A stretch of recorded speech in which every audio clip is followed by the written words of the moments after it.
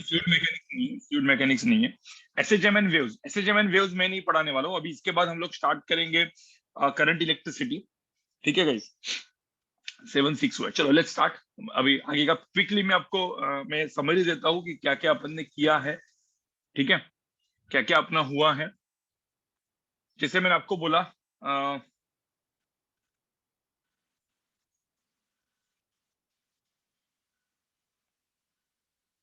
Quick छोटा सा, मतलब पहले ये कर लेता हूं मैं रिवीजन। ठीक है, टॉर्क का। अब 2-3 चीजें मैं करने वाला हूं आपके लिए। ठीक है, तो पहले हम लोग देखते हैं टॉर्क कैलकुलेशन। ठीक है, याद करो मैंने बोला था टॉर्क क्या होता है। जब मैं बोलता हूँ टॉर्क, टॉर्क का मतलब होता है गाइस, ऐसा करके एक सिंबल आएगा torque, and it is nothing but what, moment of force. ठीक है, तो जैसे फोर्स हो गया यहाँ पे, ये टॉर्क बन गया moment of force, moment of force. ठीक है, टॉर्क का मतलब होता है मोमेंट ऑफ फोर्स। ठीक है, फोर्स की वजह से टॉर्क होता है। तो मैंने एकदम सिंपल सा एग्जांपल आपको दिया था। जैसे मैंने आपको बोला था ये पेन है, यहाँ पे देखो ऐसा है, यहाँ पे इस पेन को मुझे रोटेट करना है, तो क्या करना पड़ेगा, तो फोर्स तो लगाना ही पड़ेगा, ऐसा सिंपली तो रोटेट नहीं होगा, राइट। तो जैसे मैंने इसको यहाँ पे पेन लगा, इसको यहाँ पे मैंने फोर्स लगा दिया, अब फोर्स ऐसे लगा दिया तो ये घूमना चालू हो गया। ठीक है, अब जो मैंने फोर्स लगाया है, देखो मेरी उंगली से जो फोर्स मैंने यहाँ पे लगाया है, अब ये जो फोर्स है, ये जो भी फोर्स यहाँ पे लग रहा है, उस फोर्स का, जैसे मैंने बोला एक्सिस ऑफ रोटेशन, यहाँ से एक्सिस ऑफ रोटेशन, राइट। तो उस फोर्स का इस पॉइंट पे टॉर्क कितना होगा। तो हम लोग हमेशा बोलते हैं torque is always about a point due to some force. ठीक है, तो जैसे मैंने यहाँ पे एग्जांपल दिया कि मैंने इस पॉइंट पे फोर्स लगाया, सब लोग यहाँ पे देखो, जैसे मैंने इस पॉइंट पे फोर्स लगाया और मैंने बोला है कि ये पॉइंट P1, इस P1 पे टॉर्क कितना होगा, torque due to this force about point P1। याद है, टॉर्क, ये फोर्स ये कहीं तो लगा है, फोर्स तो कहीं भी लग सकता है, जैसे फोर्स मैंने यहाँ पे लगाया, बट तो हम लोग क्या बोलते हैं, torque due to this force about point P1। याद है term, torque due to this force about this point P1 कितना होगा। तो हम लोग हमेशा क्या करते हैं, पहले हम लोग एक लाइन ऑफ एक्शन ड्रॉ करेंगे ऐसे। So is the line of action of force, इसको हम लोग बोलते हैं लाइन ऑफ फोर्स। ठीक है, लाइन ऑफ फोर्स ड्रॉ करने के बाद हम लोग इस पॉइंट P1 से क्या निकालते हैं, क्या करते हैं, परपेंडिकुलर ड्रॉ करते हैं, याद है कि नहीं। तो जैसे perpendicular distance is D1, perpendicular distance is D1, तो मुझे तो इस फोर्स का इस पॉइंट पे टॉर्क कितना होगा, F इंटू D1। ठीक है, तो मैंने यहाँ पे सिंपल लिखता हूं मैं F इंटू D1। ठीक है, हाँ कोई बोलेगा गाइस लेकिन टॉर्क क्या है, vector quantity, torque is vector, तो ये तो मैग्नीट्यूड हो गया। तो कोई बोलेगा इसका डायरेक्शन कहाँ पे है, डायरेक्शन कैसे डिसाइड करेंगे, टॉर्क का डायरेक्शन कहाँ पे होगा, मुझे होता है स्पेस में टॉर्क का डायरेक्शन कहाँ पे, राइट हैंड थंब रूल भूल गए भाई, राइट हैंड थंब रूल क्या है, राइट हैंड लेने का। देख पॉइंट P1 पे फोर्स ऐसे लग गया, तो फोर्स ऐसे लग गया, तो पॉइंट P1 पे देखो, पॉइंट P1 पे ये कैसे मूव करेगा, राइट हैंड थंब रूल, ये क्लॉकवाइज, क्लॉकवाइज मूव करने की कोशिश करेगा, क्लॉकवाइज। अब क्लॉकवाइज मूव करेगा, देखो ना फोर्स ऐसा है तो ये चीज क्लॉकवाइज मूव करने की कोशिश करेगी, राइट। अब क्लॉकवाइज करने की कोशिश करेगी मतलब, तो मैं यहाँ पे सेंस भी लिख देता हूँ, चाहिए तो सेंस लिखता हूँ, क्लॉकवाइज। ठीक है, अब क्लॉकवाइज मतलब क्या, inside the page, inside the page, बराबर, याद है, इनसाइड द पेज। तो यहाँ पे टॉर्क का डायरेक्शन कहाँ पे, इनसाइड द पेज, परपेंडिकुलर, ये सबको पता है, राइट। हाँ, मुझे तो टॉर्क अबाउट पॉइंट P2 कहाँ पे होगा, मैंने बोला इधर पॉइंट P2। चलो P2 का बताओ, टॉर्क अबाउट पॉइंट P2 कितना होगा। तो यहाँ से परपेंडिकुलर डिस्टेंस ड्रॉ करेंगे, ये डिस्टेंस होगा T2। तो टॉर्क अबाउट पॉइंट P2 जो होगा, ठीक है, वो क्या हो जाएगा, F इंटू D2। और इस पॉइंट P2 पे ये ऐसे आ रहा है आउट ऑफ द पेज, देखो ना सेंस कैसे, आउट ऑफ द पेज। तो यहाँ पे जो डायरेक्शन है, मतलब मैं यहाँ पे ऐसे लिखूंगा, तो ये वाला जो होगा इनसाइड द पेज। ठीक है गाइस, यहाँ पे देखो इनसाइड द पेज, और ये क्या हो जाएगा, out of the page, out of the page direction. सबको इतना याद है क्या, पहले मुझे होता सबको इतना याद है क्या। ठीक है, और ये फोर्स F है, तो किसी ने बोला पॉइंट P3, इस पॉइंट P3 पे फोर्स टॉर्क कितना होगा, तो torque about point P3 is equal to कितना होगा, 0 होगा, 0। क्यों, क्योंकि ये पॉइंट P3 का कोई भी इस लाइन ऑफ फोर्स से कोई भी परपेंडिकुलर डिस्टेंस नहीं है, तो इट बिकम 0। तो ये चीज मैंने टॉर्क के बारे में बताई थी, बराबर। आपको एग्जाम में क्या करना है, जब भी कोई क्वेश्चन आएगा टॉर्क के ऊपर या इस सब के ऊपर, तो directly torque is equal to FD1 FD2 ये डायरेक्टली यूज करने का, ठीक है। ज्यादा आपको कुछ अलग करना नहीं है, डायरेक्टली ये चीज यूज करना है।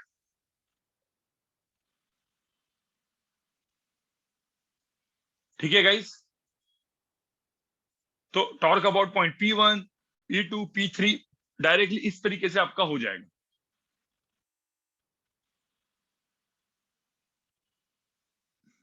मुझे बताओ इसमें कोई अभी तक प्रॉब्लम है क्या? हाँ, अब मुझे बताओ, जब मैंने बोला आपको ये थोड़ा सा शॉर्टकट है, मतलब ये क्वेश्चंस को सॉल्व करने में काम आएगा, लेकिन कुछ कुछ क्वेश्चंस ऐसे आएंगे कि टॉर्क का एक्चुअल डेफिनेशन क्या है। तो गाइस टॉर्क का जो एक्चुअल डेफिनेशन होता है, जब मैं बोलता हूं टॉर्क, टॉर्क मतलब क्या, तो टॉर्क का जो एक्चुअल डेफिनेशन होता है, टॉर्क इज इक्वल टू, देखो यहाँ पे ध्यान में रखना, torque is a vector quantity, right. अब मैं यहाँ पे जो बोलता हूँ torque is nothing but moment of force, torque vector है, तो मुझे वेक्टर के फॉर्म में उसको लिखना है, तो मैं इस तरीके से लिखता हूँ, R vector cross F vector. ये हम लोग ने स्केलर वेक्टर में पढ़ा था, आपको सबको याद होगा, R vector cross F vector. अभी आपको लिखना है, अब से ये चीज जो है नया है, तो ये आपको ये भी लिखना है, टॉर्क वेक्टर क्या हो जाएगा, आर क्रॉस एफ। अब आप देखोगे what is R cross F, तो इसका एकदम एकदम सिंपल डेफिनेशन भाई, एकदम सिंपल चीज, ठीक है। मैंने यहाँ पे फोर्स लगाया, सब लोग यहाँ पे देखो, मैंने यहाँ पे फोर्स लगाया, और मुझे टॉर्क चाहिए किस पॉइंट पे, लेट्स से पॉइंट P1 पे, ठीक है, इस पॉइंट पे मुझे टॉर्क चाहिए, पॉइंट P1, ठीक है। अब यहाँ पे क्या करने का, सब सब लोग यहाँ पे देखो, जैसे पॉइंट P1, ये P पे, जैसे पॉइंट P पे मुझे टॉर्क चाहिए, क्या करोगे, जिस पॉइंट पे फोर्स लगा है और ये पॉइंट पे मुझे टॉर्क चाहिए, तो यहां से ऐसा करके ये वेक्टर ड्रॉ करो, ये हो गया मेरा आर वेक्टर। ये क्या हो गया मेरा, देखो मुझे फोर्स इस पॉइंट पे लगा है, मुझे टॉर्क इस पॉइंट पे ढूंढना है, about due to this force, तो ये जो जिस पॉइंट पे टॉर्क ढूंढना है, वो पॉइंट क्या हो गया, आर वेक्टर आर, ठीक है, और ये हो गया एफ। तो जो टॉर्क क्या हो जाएगा बताओ, टॉर्क क्या हो जाएगा, आर क्रॉस एफ, काम खत्म। अब तुम बोलोगे सर आर क्रॉस एफ कहाँ पे होगा, बताओ जरा जरा करो इसमें आर क्रॉस एफ, याद है आर क्रॉस एफ, वो भी राइट हैंड थंब रूल, पता है, ए क्रॉस बी। अरे भाई ए क्रॉस बी क्या होता था, भूल गए, ए क्रॉस बी होता है, किसी को याद नहीं होगा, A cross B is equal to क्या, mod A mod B sine theta, और यहाँ पे होता था N cap, N cap is a vector which is perpendicular to both A and B. थोड़ा सा याद है क्या ये चीज, A cross B is mod B sine theta and N cap is a vector, unit vector which is perpendicular to both R and F. तो कोई बोलेगा सर आर क्रॉस एफ क्या होगा, तो यार भाई यहाँ पे देखो ना, आर थोड़ा सा मैंने यहाँ पे ऐसे घुमा के लेके आया, आर में ऐसे लेके आया, तो आप देखो आर क्रॉस एफ, आर पे ये फिंगर्स रखो, एफ पे घुमाओ, तो वही तो हम लोग बोलते थे सेंस ऑफ रोटेशन, ऐसा करते थे हम लोग, सेम चीज, R cross F is inside. So torque vector कहाँ पे हो गया, किसी ने बोला कि भाई टॉर्क वेक्टर यहाँ पे लिख दो, तो torque vector is inside the page, तो ये हो गया मेरा torque vector which is inside the page. सबको समझ में आया? अब कोई बोलेगा सर इसका थोड़ा सा डेफिनेशन बता दो, मतलब इधर इसको क्या लिख सकते हो, और mod R mod F sine theta, ठीक है, और N cap is a vector which is perpendicular to into N cap, ऐसा हो जाएगा सबको, ठीक है। तो टॉर्क का मैग्नीट्यूड कितना हुआ, इसके हिसाब से टॉर्क का मैग्नीट्यूड कितना हुआ, क्या दिख गया, mod F into mod R sine theta, ऐसा लिख सकते हैं क्या गाइस, सब लोग मुझे बताओ, ये लिख सकते हैं क्या अपन, मॉड आर मतलब R mod R sine theta, ठीक है। तो मैंने जो डेफिनेशन किया, अब आप एकदम सिंपल सा यहाँ पे देख लो, let's say this angle is theta, ठीक है, मैं इस एंगल को थीटा लिखता हूं, let's say this if this angle is let's say theta, ठीक है। तो आप देखोगे आर क्रॉस एफ के अंदर का एंगल सपोज थीटा है, थोड़ा सा यहाँ पे ज्योमेट्री आपको लगाना है, ठीक है, सब लोग यहाँ पे देखो, थोड़ी सी ज्योमेट्री, ज्यादा ज्योमेट्री नहीं। यहाँ पे देखो मैंने जैसे ये बोला था कि ये मेरा फोर्स वेक्टर है, ठीक है, ये आर है, तो मुझे एक पहले तो ये बात बताओ, ये थीटा है, तो ये एंगल भी कितना होगा, ये एंगल भी कितना होगा, थीटा होगा, और ये आर है, ठीक है, ये लेंथ इसकी सपोज आर है, तो मुझे बताओ ये जो परपेंडिकुलर लेंथ है ये कितनी होगी, ये परपेंडिकुलर लेंथ कितनी होगी, यहाँ पे ये आर है इस ट्रायंगल में, आर सामने वाला कितना होगा, आर साइन थीटा होगा कि नहीं, ये जो परपेंडिकुलर लेंथ है उसको हम लोग क्या बोलते हैं, आर साइन थीटा बोलते हैं, और इसको मैंने डी बोला था, याद है, इसको मैंने, इसी को मैंने क्या बोला था, अरे भाई आर साइन थीटा को ही मैंने क्या बोला था, डी बोला था, डिस्टेंस डी। हाँ, तो आर साइन थीटा जो है यहाँ पे क्या हो गया, डी हो गया, और ये क्या हो गया, एफ हो गया। तो मैंने आपको डायरेक्टली क्या बोलने के लिए, याद रखने के लिए बोला था, torque is equal to what, F into perpendicular distance. वही तो है ना, सबको समझ में आ रहा है क्या? तो खाली फुकड़े आर क्रॉस एफ करके mod R sine theta F D वगैरह लिखने की जरूरत नहीं है। Simply torque is equal to F into D कर देना। ठीक है, इसको लिखो सब लोग, इसको लिखो फटाफट। तो मैंने जो पिछले लेक्चर में बताया था, torque is nothing but F into D, ये आपको याद रखना है। ठीक है, अब इसमें स्केलर वेक्टर बेस्ड क्वेश्चन आ सकते हैं। ठीक है, मतलब जो स्केलर वेक्टर टॉपिक में हमने करवाए थे, आपको याद होगा, आर को इन terms of I cap J cap के कैप लिखो, एफ को इन terms of I cap J cap के कैप लिखो। ठीक है, और ध्यान में रखना, कभी भी गलती से यहाँ पे R cross F, F cross R मत लिखो, it is R cross F, क्योंकि एफ क्रॉस आर में डायरेक्शन चेंज हो जाएगा, out of the page inside the page हो जाएगा। तो ध्यान में रखना, it is always R cross F. ठीक है, डोंट चेंज द डायरेक्शन, मतलब एफ क्रॉस आर मत करो, क्योंकि A cross B is not equal to A B cross A, direction change हो जाती है, अपोजिट हो जाता है डायरेक्ट। अब वापस से सब स्केलर वेक्टर है। ठीक है, तो मैं स्केलर वेक्टर को यहाँ पे रिपीट नहीं करूंगा, बट इतना चीज याद रखो। ठीक है, हो गया गाइस, लिख के लिखो फटाफट, चलो।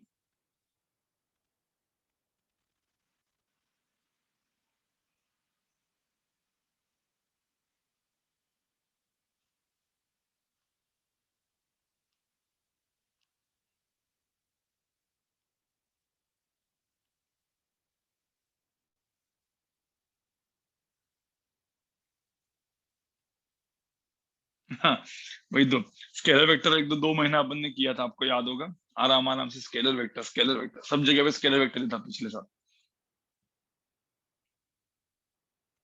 चलो अब आगे बढ़े गाइस।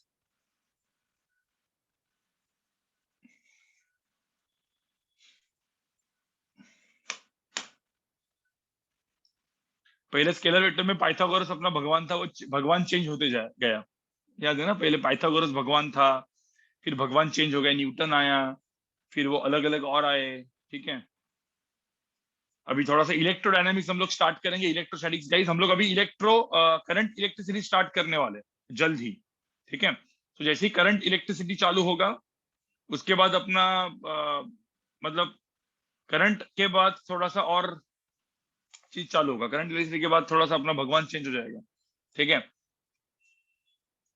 नहीं मैं करंट चालू करूंगा गाइस, मैं करंट चालू करूंगा, एंड एसएचएम एंड वेव्स, इसके आपके लिए क्या किया हमने, एसएचएम एंड वेव्स, ये दोनों जो टॉपिक्स है ये ऑफलाइन जाएंगे, क्योंकि उसके मेरे ऑनलाइन वीडियोस अवेलेबल है।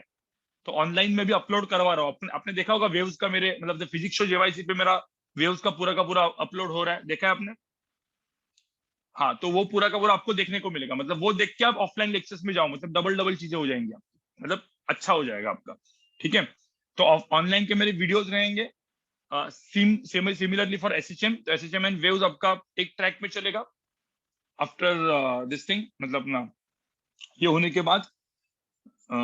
और सेकंड मैं जो लूंगा वो इलेक्ट्रोडायनामिक्स, जो बहुत इंपॉर्टेंट है guys। तो 4 महीना हम लोग इलेक्ट्रोडायनामिक्स करने वाले हैं अभी, 3 से 4 महीना, मतलब मैं बहुत अच्छे से आराम आराम से, क्योंकि इलेक्ट्रोडायनामिक्स इज योर 50 मतलब 40%, भाई 40% क्वेश्चन इलेक्ट्रोडायनामिक्स के ऊपर आते हैं। ठीक है, हाँ ये सब न्यू टॉपिक्स है, न्यू टॉपिक्स, मतलब इलेक्ट्रोडायनामिक्स का मतलब होता है electrostatics, capacitor, current electricity, electromagnetism, याद है, ईएमआई, एसी, ये सब कुछ। ठीक है, अब ये होने, ये पूरा का पूरा it is independent of mechanics, mechanics से पूरा अलग है। ठीक है, अरे सब जगह पे, सब जगह पे उसका वेटेज 40% है। ठीक है, बहुत इंपॉर्टेंट चीज है ये, एंड मॉडर्न फिजिक्स, मतलब ये और modern electrodynamics and modern physics मिला के 50% फिजिक्स बन जाता है। ठीक है, आगे करे आगे करे, चलो अब ये होने के बाद गाइस गाइस अब एकदम सिंपल, एक दो क्वेश्चन तो मैं आपको मतलब याद है, ये कुछ एग्जांपल्स जो हम लोग इसमें करते थे, कि एक पॉइंट दिया है जहां पे मैंने फोर्स लगाया है, अब मैं करूंगा नहीं इसको, बस बताऊंगा मैं, 2i cap plus 3j cap, ऐसा कुछ फोर्स लगाया है। जिस पॉइंट पे मैंने फोर्स लगाया है उस पॉइंट का कोऑर्डिनेट दिया मैंने 1,2,2, और जिस पॉइंट पे मुझे लेट्स से ये पॉइंट है जिस पे मुझे पूछा है कि टॉर्क कितना होगा, वो कोऑर्डिनेट दिया है लेट्स से 3,4,5, तो मुझे बोला है, ठीक है, find torque due to this force about point P, क्या होगा बताओ, टॉर्क वेक्टर कितना होगा? अब in terms of I cap J cap करना आपको सबको याद है, how to find R vector. यहाँ पे आर वेक्टर कैसे फाइंड आउट किया जाता है, how to find R vector.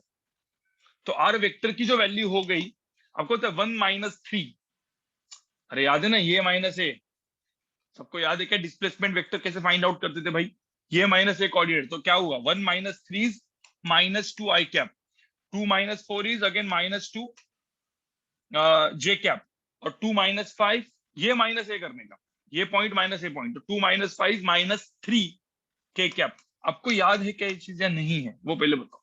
Are vector हो गया, अब एफ वेक्टर हो गया, आर वेक्टर हो गया, अब यहाँ पे क्या होगा आर क्रॉस एफ, अपने कौन सा मेथड से, डिटर्मिनेंट मेथड से, आई कैप जे कैप के कैप करके थे, ठीक है। तो ये आप कर सकते हो, ये आपका होमवर्क, मतलब ये एग्जांपल सिंपल स्केलर वेक्टर काफी किया हुआ है, तो मैंने जैसे एग्जांपल दिया आपको कि ऐसा भी टॉर्क निकालने आ सकता है, इस टाइप का क्वेश्चन, ठीक है, खास करके नीट में या जेई मेन के लोअर लेवल पे, ठीक है। हाँ, ये टेस्ट में भी मैंने पूछा था, ठीक है, टेस्ट में भी मैंने बोला कि डाल के रखो, देखते हैं स्केलर वेक्टर कितना याद है आप लोग को। अब सॉल्व करके नहीं दिखाएंगे इसको, ये आपको, आपका काम है, होमवर्क है आपका, सॉल्व करना है, होमवर्क है आपका। इसको सॉल्व करके दिखाया मतलब वापस स्केलर वेक्टर करवाएगा, और स्केलर वेक्टर अभी नहीं कराऊंगा मैं, दिस इज योर होमवर्क, नहीं हुआ तो आपका काम है, ठीक है। आगे बढ़ते हैं। सो गाइज, अब मुझे एक बात बताओ, टॉर्क तो आपको समझ में आया, ठीक है, एक छोटा सा 1-2 एग्जांपल पूछता हूँ कि हाउ टू कैलकुलेट टॉर्क के ऊपर, ठीक है। मुझे सिर्फ बताओ कि इसका टॉर्क कितना होगा, जैसे मैं एक छोटा सा एग्जांपल देता हूँ, आप ही लोग मुझे बताओ, ठीक है। जैसे एक स्ट्रिंग है, और एक स्ट्रिंग को ये मास अटैच्ड है, ठीक है, और इसका लेंथ एल है, और ये पॉइंट पी है। कोई मुझे बोल सकता है, और मैंने बोला कि एंगल सपोज थीटा है, चलो कोई मुझे बोलो कि यहाँ पे mg का टॉर्क कितना होगा पॉइंट पी पे, यहाँ पे फोर्स कौन सा है, इस केस में कितने फोर्सेस है बताओ जरा। अब मैंने ऐसा एक स्ट्रिंग पे ऐसा लटका हुआ एक मास, और यहाँ पे ऐसा लटका के रखा है, कितने फोर्सेस दिख रहे हैं आपको, कोई बोलो। यस, इस मास के ऊपर इसकी एफबीडी हम लोग निकालेंगे, तो इसके एफबीडी के ऊपर एक mg फोर्स है, और कोई बोलेगा सर एक टेंशन टी फोर्स है, ठीक है। चलो तो मुझे बताओ mg का एंड टेंशन टी का दोनों का टॉर्क बताओ अबाउट पॉइंट पी, और इसको मैं बोलूंगा लेट्स से जो भी है, ये पिवोट है या हिंज है, जो भी है, हिंज हो गया, पिवोट हो गया, कोई बोल सकते हैं ग्रेविटी एंड टेंशन का पॉइंट पी पे टॉर्क बताओ कितना होगा, चलो कैलकुलेट करो, बताओ in terms of L and theta. Question है आपके लिए, इज योर क्वेश्चन, ये mg फोर्स मैंने यहाँ पे आपको दिया है, तो mg का कैलकुलेट एंड टेंशन का calculate torque about point P, torque due to tension and torque due to gravity mg, दोनों बताओ। जस्ट ऐसी क्वेश्चन पूछ रहा हूं मैं आपको, मतलब मुझे देखना है कि आपको टॉर्क निकालना आता है कि नहीं आता,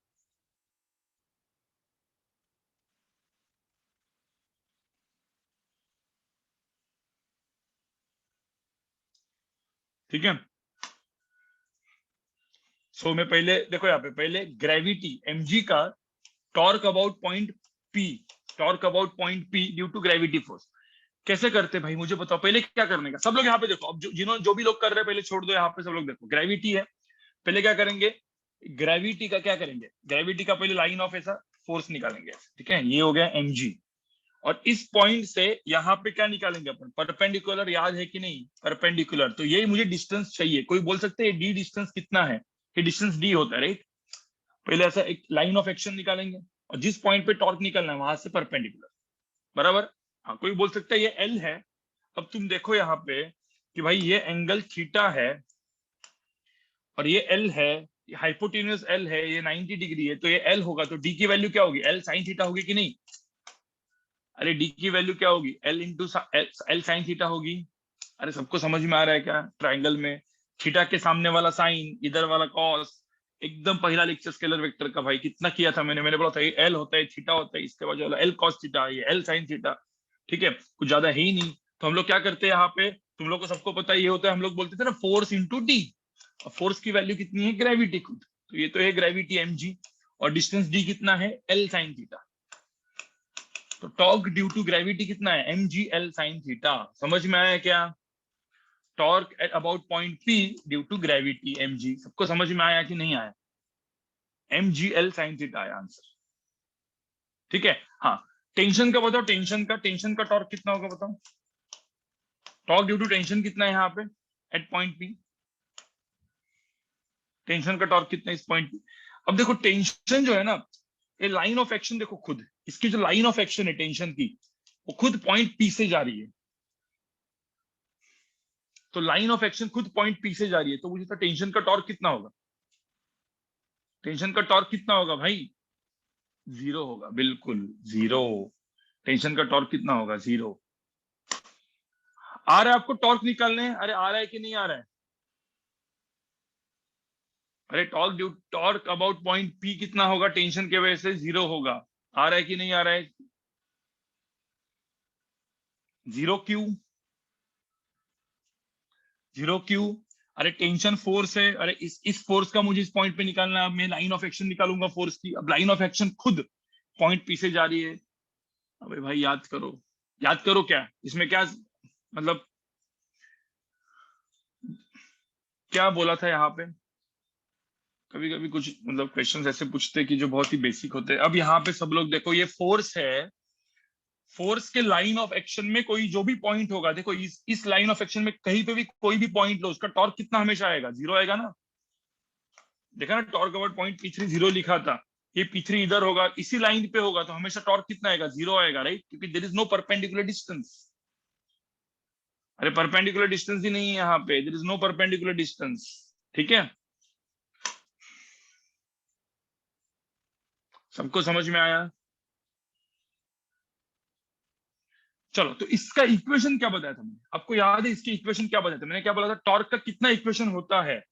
ठीक है, आज मुझे काइनेटिक एनर्जी भी आपसे करवाना है, मतलब मैंने बोला था ना जेई और आज नीट के लिए काम का चीज अब पढ़ाने वाला हूं मैं। पहले टॉर्क वाला चीज खत्म करता हूँ, फिर टॉर्क में भी बहुत सारी चीज हम लोग को देखनी है, पुलीज, रोटेट मतलब रोटेटिंग पुलीज प्लस बहुत सारी चीजें, रोलिंग।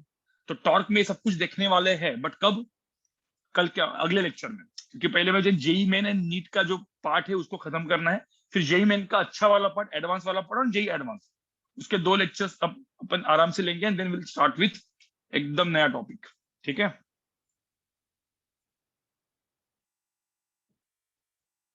चलो पहले अब मुझे एक बात बताओ, एग्जाम्पल वन हो गया, ठीक है, अब एग्जाम्पल टू देख लो, यहाँ पे एग्जाम्पल टू, सब लोग यहाँ पे देखो एग्जाम्पल टू। भाई मैंने एक चीज बोली थी आपको, मैंने एक क्वेश्चन पिछले बार दिया था, ठीक है, जहां पे मैंने आपको बोला था एक रॉड है एंड इट इज हिंज्ड, ऐसे हिंज किया हुआ है। तो मैंने आपको बोला ना, हिंज मतलब पिवोट, पिवोट हो या हिंज हो, तो क्या होता है बताओ, पिवोट हो या हिंज हो।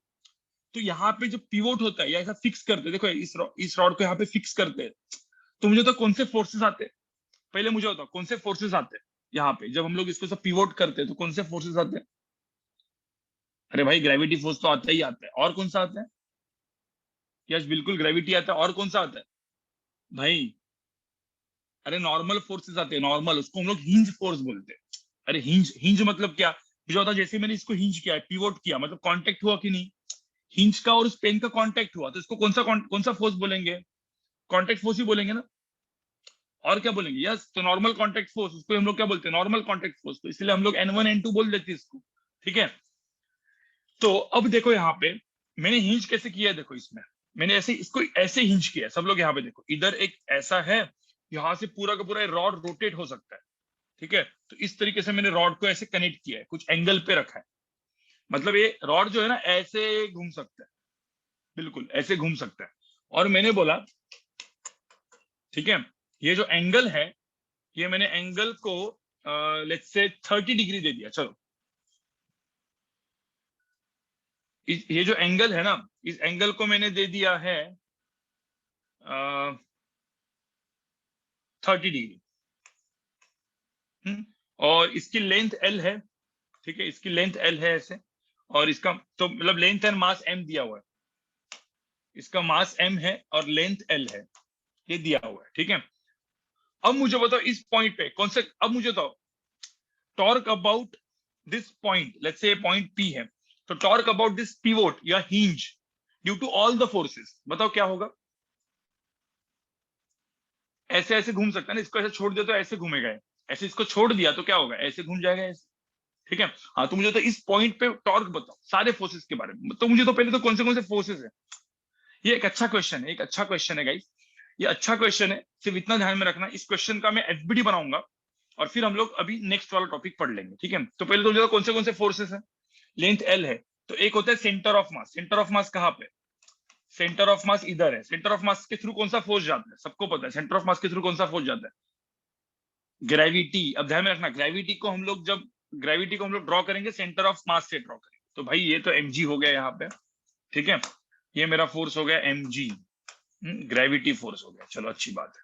हाँ, उसके बाद ग्रेविटी फोर्स हो गया, उसके बाद पॉइंट पी पे कौन से फोर्सेस है। अब पॉइंट पी पे कोई बोलेगा सर यहाँ पे एक नॉर्मल फोर्स आ गया, अरे हिंज फोर्स ना, कॉन्टैक्ट फोर्स, ध्यान में रखना। कभी भी आप लोग को, कभी भी नीट वालों को या जेई मेन के नॉर्मल लेवल पे NY NX की वैल्यू नहीं पूछते। ये जो मैंने NY और NX जो ड्रॉ किया है, ठीक है, इनको हिंज फोर्स बोलते हैं या नॉर्मल कॉन्टैक्ट फोर्स बोलते हैं। यहाँ पे जो पिछले एक बार लास्ट का जो क्वेश्चन मैंने किया था इसमें भी यही पूछा था, बट ये जो हिंज फोर्स है NX NY ये नहीं पूछते आप लोग को, बट ड्रॉ करके रखते, क्योंकि एफबी ड्रॉ करने को आनी चाहिए ना आपको, भाई एफबी ड्रॉ करने को आनी चाहिए। NX and NY find out करेंगे हम लोग अगले लेक्चर में, जो एडवांस के लिए लेक्चर होगा, ठीक है। तो अब मुझे बताओ इस क्वेश्चन में NX NY एंड mg का अबाउट पॉइंट P टॉर्क बताओ, टॉर्क बताओ, चलो टॉर्क अबाउट पॉइंट P, ठीक है, due to gravity, due to normal NX and NY, दो तीनों का ग्रेविटी का कितना होगा, NX एंड NY का कितना होगा अबाउट पॉइंट P, तो डायरेक्ट दिख रहा है। अरे torque due to NX and NY कितना होगा, 0 होगा, ठीक है। तो मैं अभी टॉर्क अबाउट पॉइंट P मतलब टॉर्क ड्यू टू ग्रेविटी ऐसा लिख देता हूँ, ठीक है। तो टॉर्क ड्यू टू ग्रेविटी कितना होगा, तो अबाउट पॉइंट P ही निकालना है, अबाउट पॉइंट P, ठीक है। तो टॉर्क ड्यू टू ग्रेविटी कितना होगा यहाँ पे, कैसे करते हैं, कैसे सॉल्व करते हैं अपन।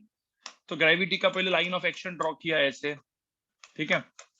अब वो होने के बाद क्या किया अपन ने, परपेंडिकुलर डिस्टेंस अब फ्रॉम पॉइंट P, तो परपेंडिकुलर डिस्टेंस ड्रॉ किया। अब मुझे बताओ ये जो लेंथ है, ठीक है, ये जो लेंथ है ये मैंने बोल दिया L/2 है। देखो ना यहाँ पे टोटल लेंथ L है, तो ये लेंथ, ये एंगल 30, तो कौन सा वाला एंगल 30, ये वाला भी एंगल 30 होगा कि नहीं। तो मुझे बताओ ये लेंथ L/2 हो गई, ठीक है, तो ये लेंथ कितनी हुई, ये लेंथ कितनी हुई।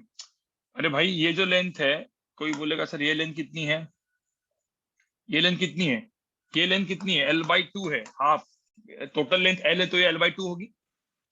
तो L/2 है, तो ये जो आगे वाला लेंथ है पॉइंट P का वो कितना होगा, L/2 साइन थीटा, और थीटा कितना है 30 डिग्री है, सबको समझ में आया क्या। तो L/2 साइन 30 मतलब कितना, L/4, L/2 इंटू 1/2, L/4, तो L/4 हो गया। तो मुझे तो ग्रेविटी, अब ये लेंथ L/4 हो गई, तो ग्रेविटी का कितना होगा, mg इंटू L/4, सबको समझ में आया क्या। ग्रेविटी का टॉर्क कितना है, mg into this perpendicular distance, force into perpendicular distance,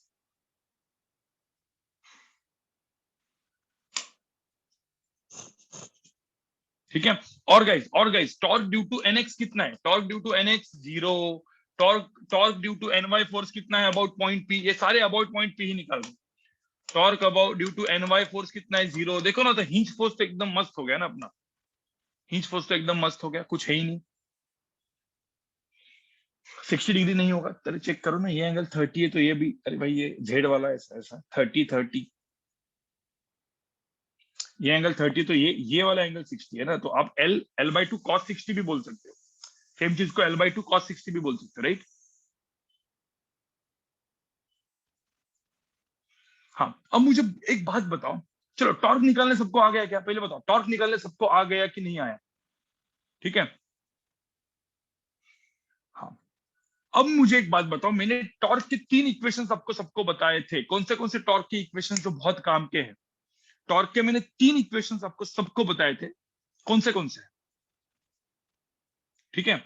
torque is equal to क्या, torque is equal to I alpha, ये इक्वेशन था, लेकिन ये कितने पॉइंट्स पे लगता है, क्या बोला था मैंने, this equation is valid for 3 points, ठीक है।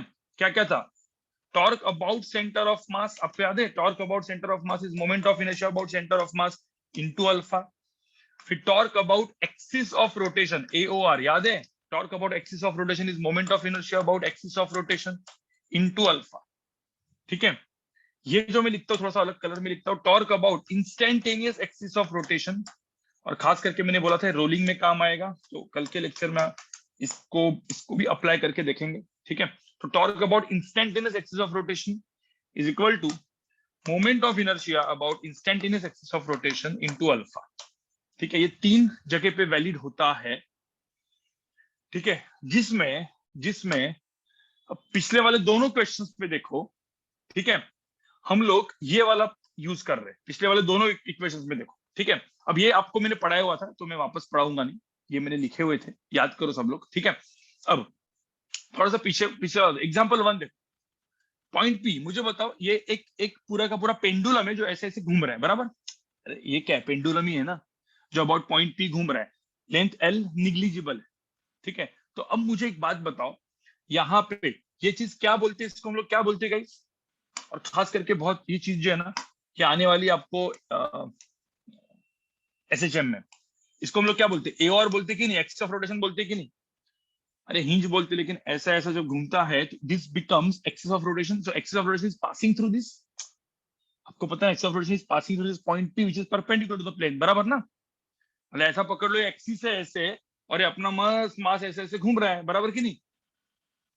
तो ये एक्सिस है और ये ऐसा घूम रहा है। सबको समझ में आ रहा है? ठीक है, तो अब मुझे बताओ, टॉर्क इज इक्वल टू, जब मैं आई अल्फा लगाऊंगा, ठीक है, तो torque about axis of rotation is equal to moment of inertia about axis of rotation into alpha.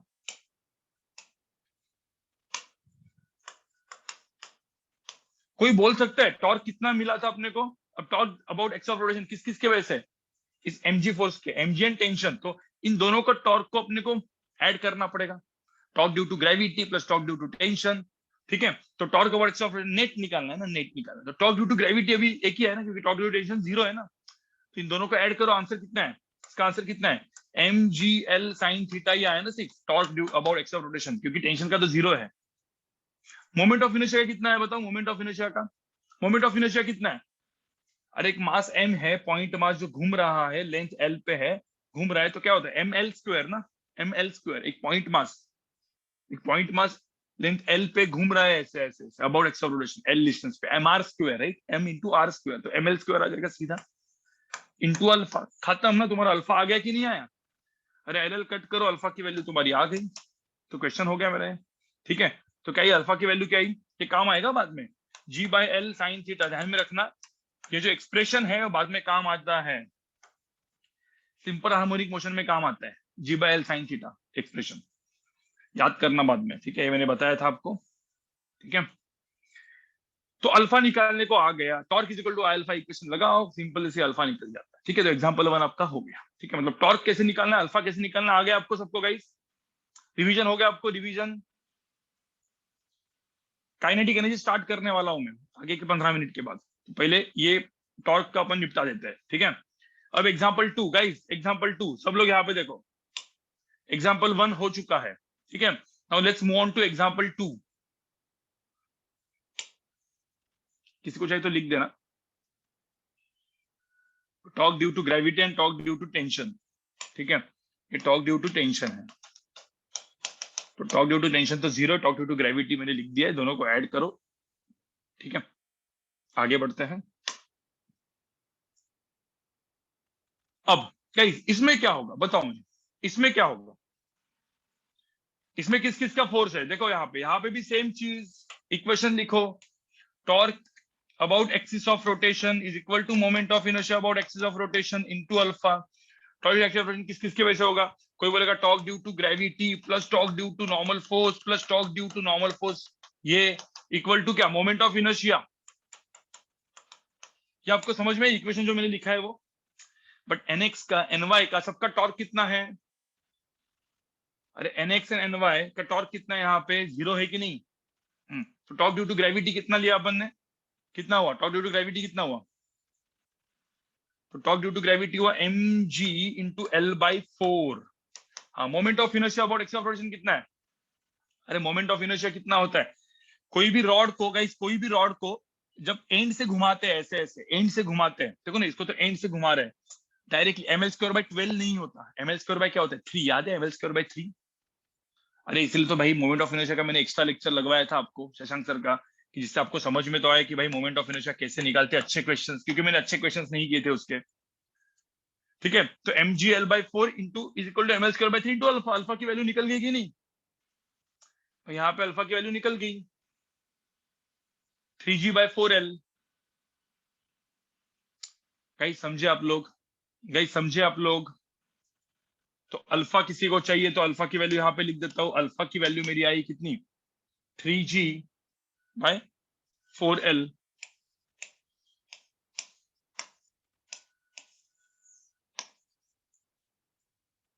आपको पता है ये क्वेश्चन सेम, इसमें एंगल थीटा था 6, मैंने 30 डिग्री ले लिया क्योंकि वापस रिपीट हो जाएगा। ये जेई मेन में अभी पूछा था 2 साल पहले। ऐसे ही क्वेश्चन जेई मेन नीट में पूछे जाते हैं। ठीक है गाइस, मैंने जस्ट एक छोटा सा अलग से क्वेश्चन दे दिया। ठीक है, लेकिन अब जो मैं आपको टॉर्क के इक्वेशंस बताए, टॉर्क के एप्लीकेशंस, वो थोड़े से इजी वाले थे। इजी मतलब क्या? NEET and for JEE Main. JEE Advanced के जो क्वेश्चंस आते हैं टॉर्क के ऊपर के, थोड़े से अच्छे होते हैं और बहुत सारे केसेस होते हैं। ठीक है, तो वही करवाऊंगा। ठीक है, वो मैं अगले इसमें करवाऊंगा। ठीक है गाइस, अगले लेक्चर में। चलो, ये समझ में आया? ये समझ में आया सबको गाइस? सबको समझ में आया? हम्म। तो मुझे बताओ मैंने क्या बोला था? टॉर्क कितने पॉइंट्स पे लगता है? कितने पॉइंट्स पे लगता है गाइस? 3 पॉइंट पे। Centre of mass, axis of rotation. देखो, centre of mass, axis of rotation, instantaneous axis of rotation, IAOR। ठीक है, अब मैं थोड़ी सी मेरी स्टेटमेंट बदलने वाला हूं। सब लोग यहाँ पे देखो, मैं अपनी मेरी स्टेटमेंट थोड़ी सी बदलूंगा, थोड़ी सी। ठीक है, लेकिन कंडीशन सुनो क्या है। मुझे बताओ, torque is equal to I alpha सबको पता है, लेकिन लेट्स से टॉर्क 0 हो गया तो अल्फा भी कितना होगा? टॉर्क है ही नहीं, सपोज बॉडी पे कोई मोमेंट ऑफ फोर्स ही नहीं है, टॉर्क ही नहीं है, तो मुझे बताओ टॉर्क नहीं है, टॉर्क 0 हो गया तो अल्फा भी की वैल्यू भी कितनी हुई? अल्फा की वैल्यू भी कितनी हुई? तो मैं ऐसा बोल दूं, if if torque is equal to 0 then alpha is also equal to 0, क्योंकि torque is equal to I alpha. Equation तो पता ही है। ठीक है, और तब आपका जैसे मैंने बोला था ना, एफ इज इक्वल टू 0 होता है। जब फोर्स 0 होता है तो हम लोग क्या बोलते हैं उसको? कौन सा इक्विलिब्रियम बोलते हैं? जब मैं बोलता हूँ ना बॉडी के ऊपर फोर्स 0 है, नेट फोर्स इज 0। ठीक है, तो यहाँ पे लिखता हूं मैं, net torque is 0, torque net is equal to 0, then alpha is equal to 0। अब नेट टॉर्क 0 हो गया, ठीक है गाइस, नेट टॉर्क 0 हो गया, ये भी इक्विलिब्रियम ही होगा। तो ये इक्विलिब्रियम, इसको हम लोग क्या बोलेंगे गाइस? Rotational equilibrium. अरे रोटेशन नहीं होगा ना भाई, बॉडी रोटेट नहीं करेगा, तो हम लोग बोलेंगे रोटेशनल इक्विलिब्रियम। ठीक है, वहां पे क्या था? Translational equilibrium. तो गाइस ध्यान में रखना, यहाँ पे भी इक्विलिब्रियम आएगा।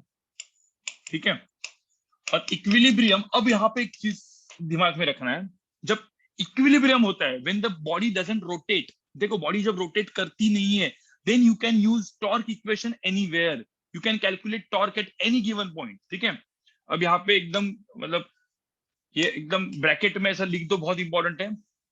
जब इक्विलिब्रियम होता है, when the body is in equilibrium, so body is not rotating, the net torque is becoming 0। ठीक है, तो नेट टॉर्क 0 मतलब net moment of force is 0। ऐसा जब होता है, उस केस में you can calculate torque at any given point. ठीक है, ध्यान में रखना, इन द केस ऑफ इक्विलिब्रियम। ठीक है, यू कैन कैलकुलेट, ध्यान में रखना, you can calculate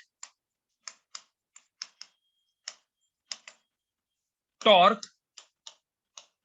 eight any point. Eight any point मतलब ऐसा कुछ जरूरी नहीं कि सेंटर ऑफ मास पे टॉर्क 0 करना है। ठीक है, तो आपको टॉर्क 0 करना है, मतलब टॉर्क 0 कहीं पे भी किया जा सकता है, कोई भी पॉइंट पे। This point P could be anything, any point. मतलब ऐसा मत करो सिर्फ एक्सेल रोटेशन कहाँ पे वही देखो, या सेंटर ऑफ मास ही देखो उधर ही 0 करो टॉर्क, नहीं, कहीं पे भी कर सकते। समझ में आ रहा है? ये बहुत इंपॉर्टेंट चीज मैंने बोली। ठीक है, torque is equal to alpha से 3 जगह पे लगता है इक्वेशन, जब आपको अल्फा निकालना है जब बॉडी घूम रही है। बट जब बॉडी इक्विलिब्रियम में है, then you can use torque equation at any point. कोई भी पॉइंट पे निकालो, सिर्फ सिर्फ एफबीडी निकालने का और टॉर्क को 0 कर देने का, काम खत्म। समझे गाइस? भाई सबको समझ में आया क्या ये जो मैंने बोला है? समझना, अभी समझेंगे क्या? अभी मैं कुछ एग्जांपल दूंगा, 1-2 एग्जांपल, तो आपको समझ में आएगा टॉर्क का। ठीक है, अब ये जो मैं आपको पढ़ाने वाला हूँ गाइस, ये जो चीज है, इसका एप्लीकेशन काफी मतलब खास करके नीट वालों को काफी आता है, जेई मेन वालों को भी आता है इसका एप्लीकेशन। ये जो खास करके टॉर्क का मैं अभी टॉपिक पढ़ा रहा हूँ, ये नीट वालों का एंड जेई मेन वालों का फेवरेट टॉपिक है। क्योंकि नीट में, खास करके नीट में तो एकदम डेप्थ में पूछते ही नहीं है, ठीक है। तो इसीलिए जो चीज है ये थोड़ा सा ध्यान से देख लेना।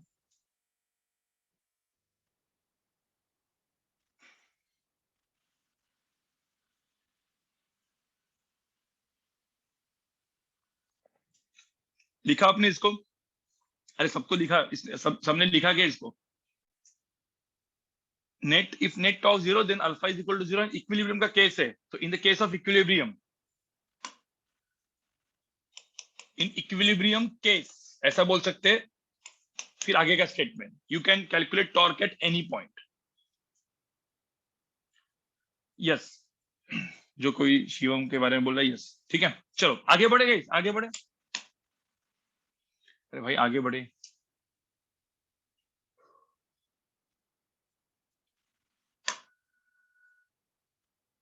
हाँ, अब मुझे होता है एग्जाम्पल वन, एक छोटा सा एग्जाम्पल पहले मैं देता हूँ, एकदम सिंपल, जो अपने बचपन से एग्जाम्पल किया हुआ है। कुछ लोग आईसीएससी वाले होंगे तो उन्होंने तो बहुत बार किया होगा ये चीज, आपको पता है।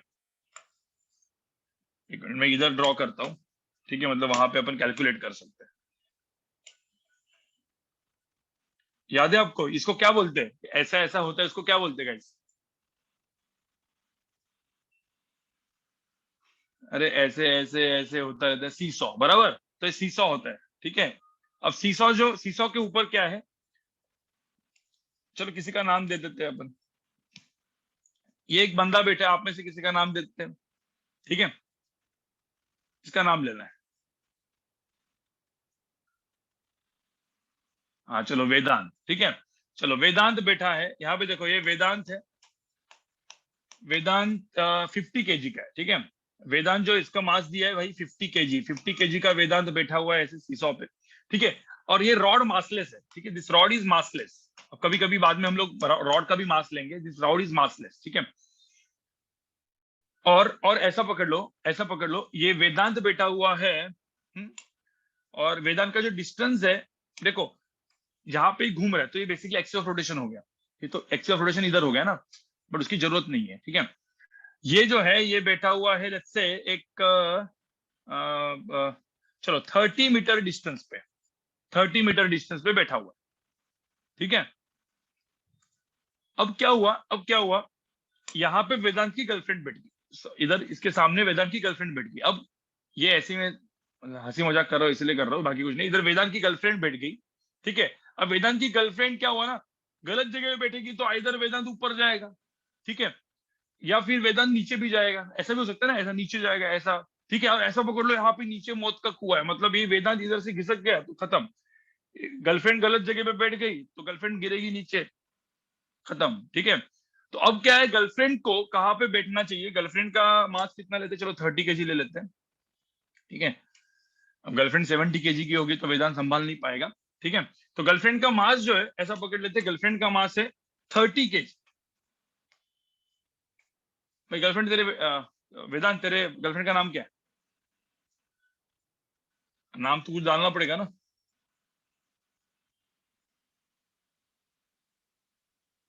गर्लफ्रेंड सिंगल है बोलते हैं, कोई दिक्कत नहीं, चलो गर्लफ्रेंड के इसका नाम XYZ करता हूँ, कोई नॉर्मल नाम दे दिया, लोग बोलेंगे अरे, फिर चिढ़ाने लगेंगे इसको, ठीक है। XYZ बैठी है यहाँ पे 30 kg की। तो अब मुझे बताओ यहाँ पे कितने डिस्टेंस पे बैठेगी, ये डिस्टेंस बताओ कितना होना चाहिए, ठीक है। कितना होना चाहिए, एल की वैल्यू बताओ कि ये इक्विलिब्रियम में रहेगा, मतलब क्या है, ऐसा ऐसा नहीं होगा, एकदम इक्विलिब्रियम, जहां पे वहां पे ही होगा, बताओ। सबको पता है क्वेश्चन, ठीक है। तो आपको सबको पता, आप क्या करते हो भाई मुझे बताओ, ये सपोज घूम नहीं रहा है तो क्या हो गया, इक्विलिब्रियम में हो गया कि नहीं? अरे भाई इक्विलिब्रियम में हो गया, तो मुझे तो इक्विलिब्रियम में नेट टॉर्क कितना होगा, टॉर्क नेट की वैल्यू कितनी होगी, टॉर्क नेट की वैल्यू कितनी होगी? 0 होगी। अब मुझे तो कितने टॉर्क, देखो ये तो रॉड मासलेस है, कौन से फोर्सेस लग रहे? अब 50 kg को, 50 kg का जो फोर्स है, आप देखोगे यहाँ पे ग्रेविटी फोर्स लग रहा है, राइट, mg कितना, 50 इंटू, अरे 50 kg, 50 mg फोर्स कितना है? अरे भाई mg फोर्स कितना है? 50 इंटू 10, तो 500 न्यूटन का फोर्स लग रहा है, 500 न्यूटन mg, ठीक है, तो मैं अभी लिखता नहीं हूँ, मैं डायरेक्टली 500 लिखता हूँ। mg इतना इतना मैंने बच्चों की तरह पढ़ा रहा हूँ मैं आपको। 500 न्यूटन का फोर्स यहाँ पे लग रहा है। ठीक है, अब मुझे होता है यहाँ पे फोर्स कितना लग रहा है, यहाँ पे ये कितना फोर्स लग रहा है 30 केजी का, 30 केजी के mg के वजह से कितना फोर्स लग रहा है 300 न्यूटन। 300 न्यूटन का फोर्स यहाँ पे लग रहा है। हाँ, कोई बोल सकता है एक पिवोट पे नॉर्मल फोर्स कितना है, पता है क्या तुम लोग को नॉर्मल फोर्स? इस पिवोट पे जो नॉर्मल फोर्स है N1 है, जो अपने को पता नहीं है। ठीक है, कुछ N1 होगा। हाँ, जो इस केस में एक्चुअली N1 देखा जाए तो 500 प्लस 300 800 होगा। गुड, ठीक है।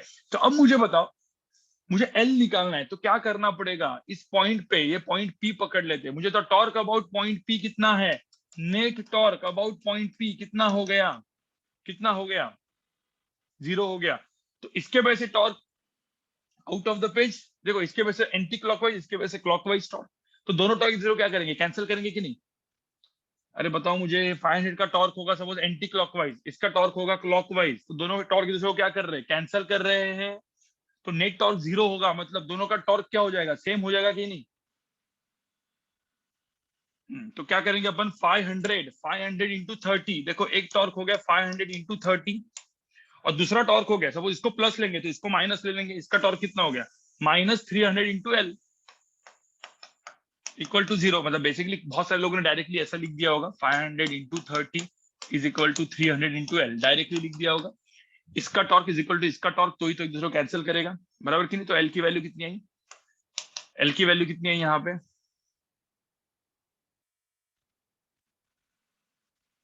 50 मीटर, राइट? 50 मीटर सबको आ गया है, लेंथ की वैल्यू आ गई 50 मीटर। इसके क्या, इसमें क्या किया अपन ने, टॉर्क की वैल्यू क्या कर दी, नेट टॉर्क की वैल्यू कितनी कर दी, 0। ठीक है, हाँ मतलब ऐसे क्वेश्चन नहीं, इसमें थोड़ा सा और क्वेश्चन डिफिकल्ट बनाया जाएगा आपके लिए।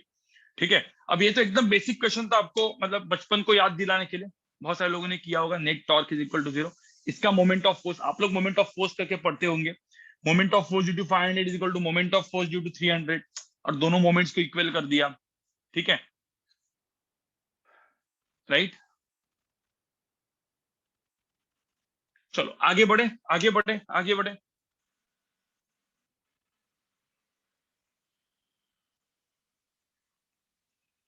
ठीक है, उसको आप अलग अलग नाम दो, प्रिंसिपल ऑफ मोमेंट्स दो, या जो भी नाम है आपके दिमाग में दे दो। ठीक है, चलो आगे बढ़ते हैं अपन भाई, लिखो फटाफट इसको।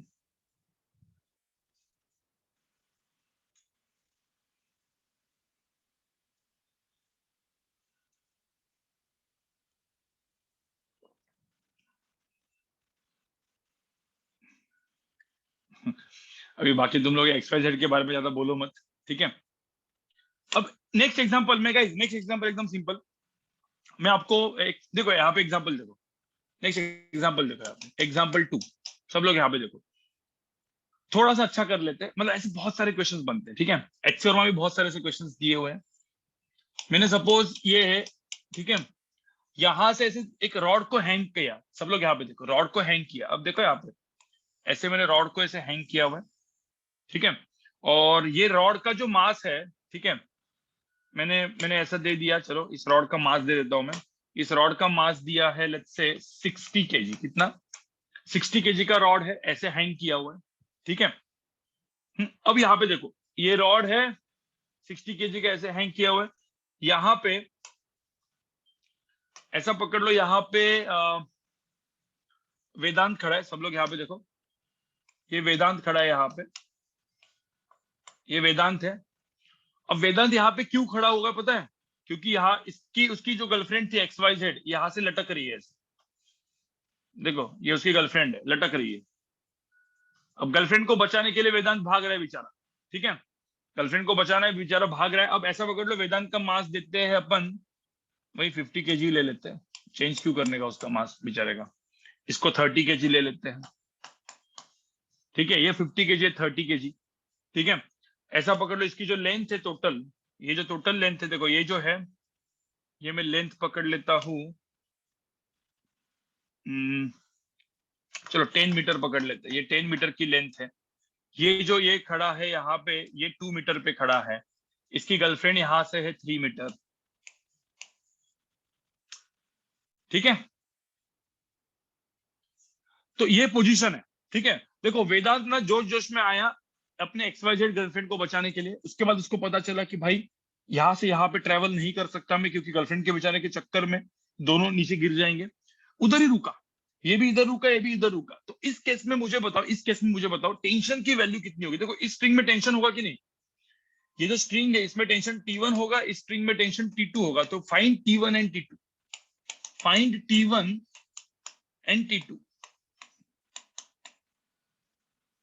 इसमें T1 एंड T2 की वैल्यू अपने को कैलकुलेट करनी है। ठीक है, अब मुझे तो सब इक्विलिब्रियम में है, ये इक्विलिब्रियम में है, तो ये दोनों इक्विलिब्रियम है कि नहीं गाइस, ये जो इक्विलिब्रियम है दोनों इक्विलिब्रियम है कि नहीं। ये बेसिकली रोटेशन भी नहीं कर रहा है, तो रोटेशन इक्विलिब्रियम में मतलब टॉर्क भी जीरो है और फोर्स भी जीरो है, राइट। तो ध्यान में रखना यहाँ पे इस क्वेश्चन को सॉल्व करने के लिए नेट फोर्स भी जीरो है एंड नेट टॉर्क भी जीरो है। आपको समझ में आ रहा है क्या, दोनों इक्वेशन लगाने पड़ेंगे आपको। नॉर्मल न्यूटन का एफबीडी बना दो एनएलएम का, एंड नेट टॉर्क जीरो करो, नेट फोर्स जीरो करो। इस क्वेश्चन, इस टाइप के क्वेश्चन आपको सॉल्व हो जाएंगे। ये एक क्वेश्चन से ना आपको 1000 क्वेश्चन बनाते हैं। कुछ लोग लैडर वाला क्वेश्चन बनाते हैं, लैडर में एक आदमी खड़ा है, बहुत सारे क्वेश्चन बन सकते हैं। ठीक है, वो आप खुद ट्राई कर लो, मतलब एक एक क्वेश्चन में और ऐसा दूंगा, बताऊंगा। ठीक है, तो ये वाला पार्ट जो होता है ये टॉर्क जीरो करने का, ये थोड़ा सा नीट वालों का फेवरेट पार्ट होता है। इवन जेई मेन में नॉर्मल लेवल के लिए ये फेवरेट पार्ट होता है। ठीक है, चलो क्विकली फटाफट बताओ सब लोग गाइस। अब मैं क्या करता हूँ, सब लोग यहाँ पे देखो, फटाफट सारे फोर्सेस को ड्रॉ करता हूँ। सब लोग देखो यहाँ पे, पहले फोर्सेस को ड्रॉ करो। ठीक है कैसा, नेक्स्ट एग्जांपल में तेरा नाम। सब लोग यहाँ पे देखो, ये T1 है। अब यहाँ पे देखो, यहाँ पे T1 है। ठीक है, ये T1 फोर्स है इसके ऊपर, ये इसके ऊपर T2। पहले एक काम करते हैं हम लोग, तो ये रॉड जो है ना इक्विलिब्रियम में, रॉड इक्विलिब्रियम में, तो पहले रॉड का पूरा एफबीडी बना देते हैं। T1 हो गया, T2 हो गया, और क्या हो गया, centre of mass, exactly centre of mass, gravity कितना है यहाँ पे, इसका ग्रेविटी की वैल्यू कितनी है, mg, मतलब कितना 600। भैया सेंटर ऑफ मास है ना इसका। ठीक है, ठीक है। उसके बाद 30 kg, अब 30 kg वाला, 30 kg वाली जो एक्सवाइजेड गर्लफ्रेंड है वो उसको कितने से नीचे खींच रही होगी, तो यहाँ पे फोर्स कितना आ गया। तो मैं इन दोनों का फोर्स भी यहाँ पे ड्रॉ करता हूँ। इन दोनों, इसका फोर्स कितना आया, ये 30 मतलब 300 न्यूटन वाला फोर्स आ गया यहाँ पे, ऐसा खींच रहा है इसको। ठीक है, और यहाँ पे कितना फोर्स आया, 50 kg। वेदांत इसको किधर कितना फोर्स डाल रहा है, 500। ये सबको मुझे होता पहले समझ में आया क्या, सारे फोर्सेस को ड्रॉ कर दिया मैं। देखो 500, 300, 600, T1, T2। ठीक है, चलो तो एक पहले बात तो मुझे बताओ कि नेट फोर्स जीरो है, नेट फोर्स जीरो है, तो पहले मुझे तो पहला इक्वेशन क्या आएगा। पहले मैं net force is equal to zero का इक्वेशन लिख देता हूं। Net force equal to zero मतलब क्या, ऊपर T1 और T2, तो मैं क्या लिखूंगा, T1 प्लस T2। सारे जो अलोंग वाई एक्सिस वाले फोर्सेस है, T1 plus T2 is equal to क्या होगा, 500 प्लस 600 प्लस 300। अरे मुझे होता 500 प्लस 600 प्लस 300। ये सबको समझ में, मैं लिखा भी क्यों, क्योंकि आपको समझने के लिए। देखो ये सब कुछ नहीं दिया होता, 30 kg, 50 kg, 60 kg, तो T1 एंड T2 की वैल्यू सेम होती है। मतलब एक सिंपली मैंने रॉड ऐसे हैंग किया है, तो T1 T2 की वैल्यू सेम होती है कि नहीं। अब इसमें नहीं होगी ना, इसमें नहीं होगी, इसमें आपको चेंज करना पड़ेगा। तो पहले तो मैंने T1 प्लस T2 की वैल्यू कितनी आई यहाँ पे, 1400।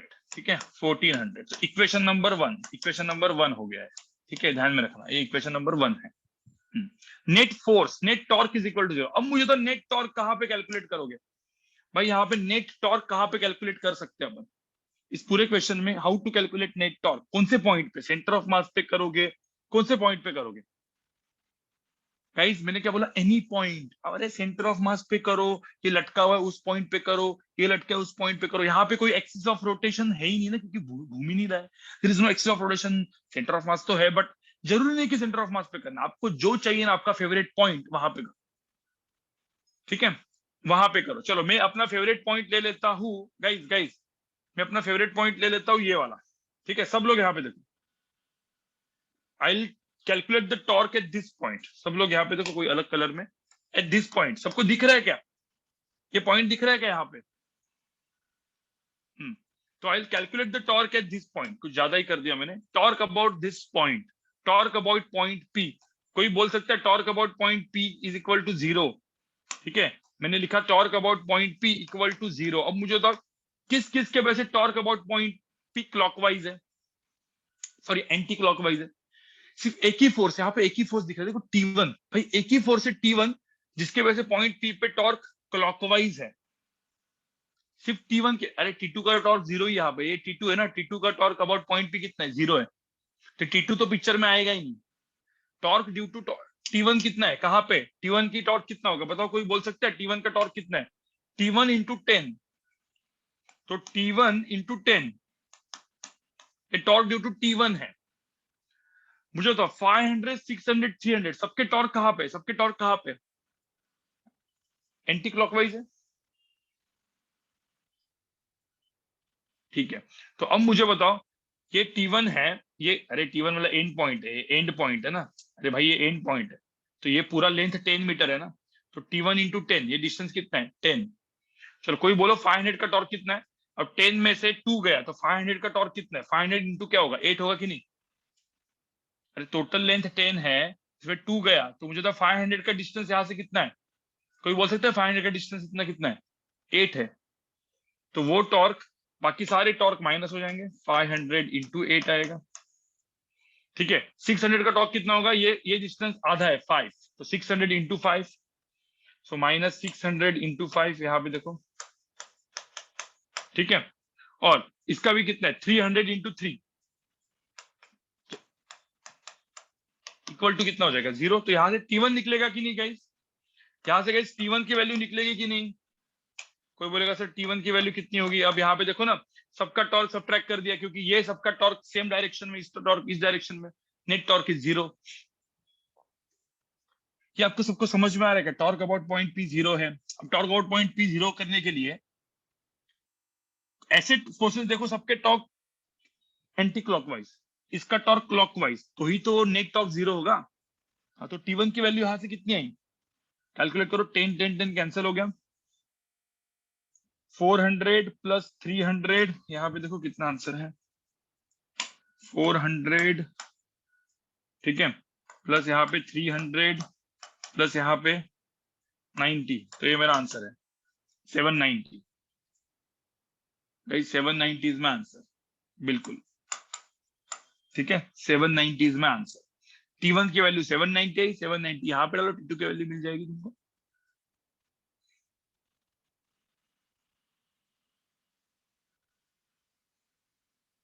तो T1 की वैल्यू 790 आई, अरे 10 भी तो है ना, कैंसिल भी तो हो गया, 0 क्यों लगाएंगे भाई, और T2 की वैल्यू यहाँ से कैलकुलेट करो, तो T 790 यहाँ पे डाल दो, तो T2 की वैल्यू कितनी है, ये इक्वेशन नंबर 2 है, दिस इक्वेशन नंबर 2, तो 610, ठीक है। समझ में आया क्या सबको, बताओ मुझे, 610 ये हो गया टॉर्क, नहीं सर ये हो गया टेंशन, तो 790 न्यूटन एंड 610 न्यूटन, ये मेरा आंसर, काम खत्म हो गया तुम्हारा।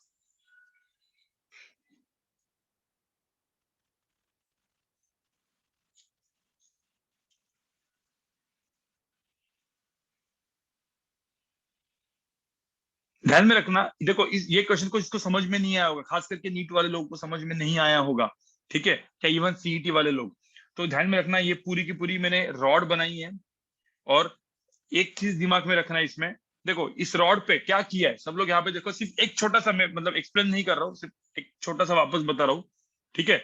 यहाँ पे ध्यान में रखना, एक T1 फोर्स यहाँ पे था, T2 फोर्स यहाँ पे था, ठीक है, और फिर अलग अलग जगह पे अलग अलग फोर्सेस थे, जैसे यहाँ पे क्या फोर्स था 500 600 300, तो 500 फोर्स यहाँ पे था, सब लोग यहाँ पे देखो 500 न्यूटन फोर्स यहाँ पे लगाया था, 600 न्यूटन फोर्स यहाँ पे लगाया था, और 300 न्यूटन फोर्स यहाँ पे लगाया था, और फिर मैंने आपको यहाँ पे एकदम सिंपल सी चीज बोली थी, ये टोटल डिस्टेंस 10 मीटर था, टोटल डिस्टेंस 10 मीटर था, जिसमें से इधर मैंने दिया था 2 मीटर, तो ये 2 मीटर है, तो ये डिस्टेंस कितना हुआ 8 मीटर ना, तो हमने क्या किया, ये 1 2 3 4 5 5 फोर्सेस है, और मैं क्या किया, torque about this point P, torque about point P 0 कर दिया था, तो टॉर्क अबाउट पॉइंट पी 0 मतलब क्या, T2 का टॉर्क तो वैसे भी 0 है, तो torque due to torque T1, देखो T1 इसको ऐसे घुमाए, इस पूरे रॉड को T1 जो फोर्स है वो ऐसे घुमाएगा क्लॉकवाइज, और बाकी सारे फोर्सेस उसको क्या घुमाएंगे, एंटी क्लॉकवाइज।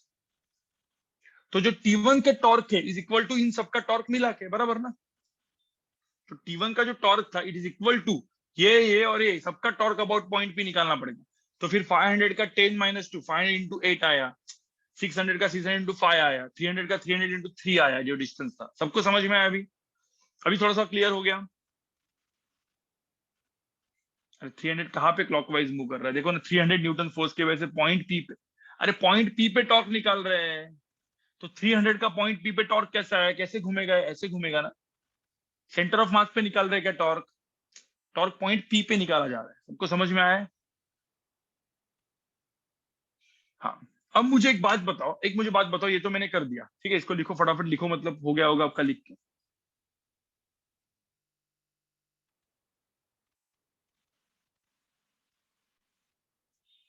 आपको पता है इसमें बहुत सारे ऐसे क्वेश्चंस आने वाले हैं, ठीक है। अब एचसी वर्मा का मैं आपको होमवर्क देने वाला हूँ, तो आपको ये सारे ऐसे ऐसे क्वेश्चंस मिलने वाले हैं। सब लोग यहाँ पे देखो, ऐसे क्वेश्चंस आपको एचसी वर्मा के अंदर मिलेंगे, और इवन अपने नीट के मॉड्यूल्स और जेई के मॉड्यूल्स के अंदर भी ऐसे क्वेश्चंस आपको मिलने वाले हैं। देखो इस तरीके से कि सपोज यहाँ पे ऐसे वॉल है, ठीक है, और वॉल के ऊपर ऐसे लैडर रखा हुआ है, देखो ये लैडर है ऐसे, ठीक है, और लैडर के ऊपर इधर आदमी खड़ा है, ठीक है। अभी आदमी खड़ा है तो बोला है कि भाई यहाँ पे नॉर्मल फोर्स कितना होगा। तो इसका भी क्या क्या आएगा टॉर्क, मतलब इसका इक्वेशन भी कैसे आएगा। कोई बोलेगा सर कि नॉर्मल फोर्स, देखो सिंपल की बात है, इधर नॉर्मल फोर्स N1, यहाँ का नॉर्मल फोर्स N2, यहाँ पे ग्रेविटी mg, फिर इसका खुद का भी वेट आएगा कुछ यहाँ पे, जो यहाँ पे m1g। आपको समझ में आ रहा है किस तरीके से क्वेश्चंस होते हैं। फिर कोई बोलेगा सर एक जगह पे फ्रिक्शन है, कोई बोलेगा सर यहाँ पे फ्रिक्शन है तो ये घूम नहीं सकता, तो यहाँ पे फ्रिक्शन भी ले लेंगे अपन। देखो मैंने सारे के सारे फोर्सेस को ड्रॉ कर दिया, देखो ये क्वेश्चन आपको करना है बाद में, ठीक है। फिर आप कोई भी पॉइंट पे टॉर्क की वैल्यू 0 कर दो, सपोज ये घूम नहीं रहा है, तो एट एनी पॉइंट, इस पॉइंट पे, उस पॉइंट पे, और क्या करेंगे, net force 0 along X axis. इस क्वेश्चन को सॉल्व कैसे करना होता है पता है, पहले आप करो, फिर मैं एक आध दो क्वेश्चन बाद में कराऊंगा। Along X axis net force 0, along Y axis net force 0। तो इसमें इक्वेशन कैसे आएंगे पता है, ये जस्ट बता के रख रहा हूं मैं, आपको बाद में ट्राई करना है। Net force is 0 along X axis, net force is 0 along Y axis. ये तो एकदम सिंपल है। अरे ये तो क्या है, ये दोनों इक्वेशन तो नेट फोर्स का 0 का इक्वेशन है। और टॉर्क नेट कोई भी पॉइंट पे 0 कर लो, एनी पॉइंट, जो भी आपको पॉइंट लिखना है इक्वल टू 0 कर लो, बस इतना कर लो, क्वेश्चन सॉल्व हो जाता है। इतना कर लो, इस टाइप का क्वेश्चन सॉल्व हो जाएगा। फिर ऐसे लैडर होता है, ऐसे वाला लैडर, इधर एक आदमी खड़ा है, इधर एक आदमी खड़ा है, चलो बताओ क्या होगा। ये सारा का सारा आप कर लो, ठीक है। पहले आप ट्राई मार लो खुद क्वेश्चन, ध्यान में रखना इक्वेशंस हमेशा यही होंगे, इक्वेशंस हमेशा यही होंगे, इनको सॉल्व करना है, ठीक है। दो वेरिएबल हो, तीन वेरिएबल हो, इक्वेशन उसके हिसाब से लिखो ना, दो वेरिएबल के दो इक्वेशन, तीन वेरिएबल के लिए तीन इक्वेशन। यहाँ पे देखो तीन इक्वेशन लिखे ना, तो तीन वेरिएबल होंगे। जब मैंने चार इक्वेशन लिखूंगा तो चार वेरिएबल हो जाएंगे, डिपेंड, ठीक है। चार वेरिएबल का क्वेश्चन नीट वे नहीं आएगा। तो आगे बढ़े गाइस, आगे बढ़े। इक्विलिब्रियम का केस समझ में है सबको। अब सबसे इंपॉर्टेंट चीज गाइस, ठीक है। अब जैसे मैंने बोला torque is equal to I alpha, जो इक्वेशन है, ठीक है, उसको लगाने का तरीका तो मैं आपको बता ही दूंगा बाद में, ठीक है। मतलब उसके अलग अलग क्वेश्चंस तो मैं आपको बता ही दूंगा नेक्स्ट लेक्चर में। लेकिन अभी ये जो प्रॉब्लम में, ये जो टॉपिक आपको बताने वाला हूं, काइनेटिक एनर्जी कैलकुलेशन, ठीक है। मैं आपको वापस बता रहा हूं, काइनेटिक एनर्जी कैलकुलेशन बहुत इंपॉर्टेंट टॉपिक है गाइस, ठीक है। ये पूरा का पूरा उसका ये है, उसके पहले मैं यहाँ पे आपको पहले लिख देता हूँ, फिर रिवीजन के लिए वो काम में आएगा। Kinetic energy guys, energy calculation, NEET में बताऊंगा, नीट में कैसे क्वेश्चन इसके ऊपर पूछे जाते हैं। जेई वालों को तो वर्क एनर्जी थ्योरम वगैरह भी आएगा इसमें, ठीक है, जो नेक्स्ट लेक्चर में बताना है मुझे।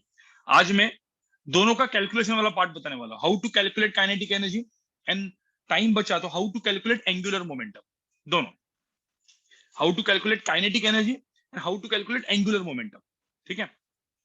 अब व्हाट इज काइनेटिक एनर्जी, मुझे बताओ काइनेटिक एनर्जी क्या होती थी अपने प्योर ट्रांसलेशन में। देखो प्योर ट्रांसलेशन, जब बॉडी घूमती है तो पहले मैं यहाँ पे प्योर ट्रांसलेशन का पार्ट लिखता हूँ। सो प्योर ट्रांसलेशन, जिसको हम लोग बोलते हैं पीटी। सो प्योर ट्रांसलेशन में कोई भी ऐसे बॉडी है जो वेलोसिटी v से जा रही है, तो velocity of centre of mass let's say ये है, तो हम लोग क्या बोलते थे बताओ जरा? हर एक पॉइंट का वेलोसिटी कितना है? इसका भी पॉइंट का वेलोसिटी सेंटर ऑफ मास, इसका भी कितना सेंटर ऑफ मास। तो मुझे बताओ इसका सपोज मास m है, तो मुझे बताओ इसका काइनेटिक एनर्जी कितना होता था? याद करो, इसका काइनेटिक एनर्जी कितना होता था? सिंपल। तो काइनेटिक एनर्जी हम लोग क्या लिखते थे इसका, जो प्योर ट्रांसलेशन मोशन में जो काइनेटिक एनर्जी के ई जो होती थी, इसको हम लोग क्या लिखते थे? Half m velocity of centre of mass का स्क्वायर। ये होता था कि नहीं? Half into mass into velocity of centre of mass का स्क्वायर। कोई बोलता सर इसको थोड़ा सा इंटीग्रेशन, अब सब लोग नीट वाले लोग ना कान मतलब बंद कर सकते हो, ठीक है? ऐसे ही बोल रहा हूँ, बंद मत करो। यहाँ पे देखो, कोई भी डीएम मास ले लो, इसमें कोई भी डीएम मास ले लो, तो हर एक डीएम मास का कोई बोलेगा सर ये कैसे आया, तो कोई भी डीएम मास का वेलोसिटी कितना होगा? Velocity of centre of mass square, यही होगा कि नहीं? कोई भी छोटा काइनेटिक एनर्जी छोटे मास का। ऐसे सारे मास को मैंने इंटीग्रेट किया, मतलब सारे मास को क्या है, ऐड किया, तो मैंने क्या करूंगा? इंटीग्रेशन करूंगा कि नहीं? अरे इंटीग्रेशन करूंगा तो ये भी कांस्टेंट, ये भी कांस्टेंट, इंटीग्रेशन ऑफ डीएम क्या बन गया? एम बन गया, तो ये आ गया कि ना आंसर? अरे हाफ और v velocity of centre of mass square दोनों बाहर, क्योंकि वो कांस्टेंट है, तो डायरेक्टली डीएम का इंटीग्रेशन क्या होता है? एम होता है ना, राइट? हाँ, तो मैं लिखूंगा नहीं, तो सिंपल। तो प्योर ट्रांसलेशन का तो समझ में आ गया, डायरेक्टली ये आ गया। अभी आपको डायरेक्टली याद रखना है, half total mass M into velocity of centre of mass square, ठीक है? अब प्योर रोटेशन देखो गाइस, प्योर रोटेशन का जो पार्ट है, ध्यान में रखना, प्योर रोटेशन में, ठीक है, क्या बोला था? प्योर रोटेशन क्या होता है? कोई भी जो बॉडी होगी गाइस, कोई भी बॉडी, जैसे कोई भी बॉडी होगी, सेंटर ऑफ मास क्या होगा? यहाँ पे लिखता हूं, सेंटर ऑफ मास फिक्स्ड होगा, और ये क्या कर रही होगी? घूम रही होगी। अब ये बॉडी जो है ना घूम रही होगी, तो इसका ओमेगा आएगा, एंगुलर वेलोसिटी से घूम रही होगी, ठीक है? अब मुझे तो ये आगे जा रहा है, क्या velocity of centre of mass zero है ना यहाँ पे, so velocity of centre of mass zero है। तो अब मुझे बताओ यहाँ पे काइनेटिक एनर्जी क्या होगी? अब मैं वापस बोल रहा हूँ, सब लोग गाइस आपको डायरेक्टली याद रखना है, ठीक है? ये ऐसा क्यों आया, ये मैं क्विकली 2 मिनट बताऊंगा। जो लोग एडवांस वाले, जेई मेन वाले लोग सुन लोगे, ठीक है? नीट वाले लोग भी सुन लोगे, कोई दिक्कत नहीं है। एम के जगह मुझे बताओ, हमेशा एम के जगह हम लोग ने क्या रिप्लेस किया है, ठीक है? अब यहाँ पे मैं रोटेशनल काइनेटिक एनर्जी लिखता हूँ, चलो इसमें मैं लिखता हूँ ये रोटेशनल एनर्जी, ठीक है? ये हो गई मेरी rotational energy, rotational kinetic energy कितनी होगी बताओ? यहाँ पे अब तो रोटेट कर रहा है ना, रोटेट कर रहा है, तो एम के जगह क्या आएगा? कोई बोल सकते हैं? यहाँ पे मास एम है, उसके जगह क्या आएगा? मोमेंट ऑफ, इधर इनर्शिया तो उधर मोमेंट ऑफ इनर्शिया, तो भाई यहाँ पे क्या होगा? हाफ इंटू एम के जगह आएगा आई, ठीक है? आई ऑफ सेंटर ऑफ मास। और वी के जगह क्या आता है यहाँ पे? अरे रोटेशन में वी के जगह क्या है? ओमेगा स्क्वायर, काम खत्म। आपको समझ में आया क्या ये चीज? सो रोटेशनल काइनेटिक एनर्जी कितनी आएगी? Half I centre of mass into omega square, काम खत्म। जैसे यहाँ पे हाफ एम वी स्क्वायर, यहाँ पे हाई, इसमें कुछ है ही नहीं ना, मुझे तो इसमें कुछ भी है क्या? एम के जगह आई, वी के जगह ओमेगा। सबको समझ में आया? अरे सबको समझ में आया? अब कोई बोलेगा सर इसका छोटा सा एग्जांपल बता दो आप लोग। मैंने, हाँ, इसका कोई एक छोटा सा एग्जांपल बता दो, ठीक है? तो पहले तो आप फॉर्मूला दिमाग में रख दो, ठीक है? ये फॉर्मूला कैसे आया एडवांस वालों के लिए क्विकली बताऊंगा मैं, बट अभी के लिए सिर्फ यहाँ पे ये फॉर्मूला दिमाग में रख, ठीक है? एग्जाम्पल देता हूँ, ठीक है? एक छोटा सा एग्जाम्पल 1, सब लोग यहाँ पे देखो, एक रॉड है, ये सेंटर ऑफ मास पे फिक्स है, COM है, ठीक है? और ये ओमेगा से घूम रहा है, इसका मास m है, लेंथ l है। चलो कोई बोलो यहाँ पे इसका काइनेटिक एनर्जी कितना होगा? इसका रोटेशनल काइनेटिक एनर्जी कितना होगा? इसका रोटेशनल काइनेटिक एनर्जी कितना होगा? अरे अभी तो पढ़ा, फॉर्मूला क्या होता है? Half I centre of mass into omega square, काम खत्म। Half I centre of mass कितना है? हाफ इंटू कितना? ml² by 12 याद है, ml² by 12 बिल्कुल इंटू ओमेगा स्क्वायर हो गया तुम्हारा answer. So ml² by ω² divide by 24, right. अरे सबको समझ में आया? ठीक है, कोई बोलेगा एग्जाम्पल 2 और दे दो, ठीक है।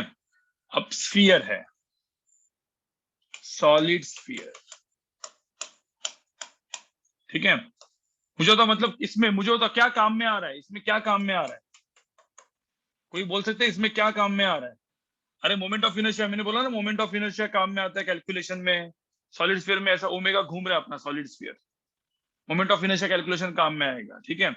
तो इसमें भी रोटेशनल काइनेटिक एनर्जी कितनी होगी, रोटेशनल काइनेटिक एनर्जी कितनी होगी, या रोटेशनल एनर्जी बोलता हूं मैं, चलो रोटेशनल काइनेटिक एनर्जी क्या बोलता हूँ, रोटेशनल एनर्जी भी बोल सकता हूँ मैं। तो now this rotational energy R E बोलता हूँ, R E nothing but rotational energy कितनी आएगी यहाँ पे, again half I centre of mass into omega square. I centre of mass is solid sphere का सबको याद रहना चाहिए, 2/5 mr², बिल्कुल 2/5 mr² इंटू ओमेगा स्क्वायर। सबको समझ में आ रहा है भाई, सबको समझ में आ रहा है?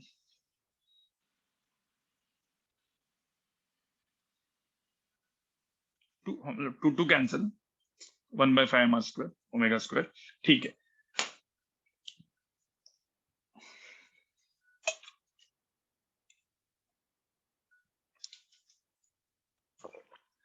चलो अब मुझे बताओ, एग्जाम्पल 1 हो गया, एग्जाम्पल 2 हो गया, ठीक है।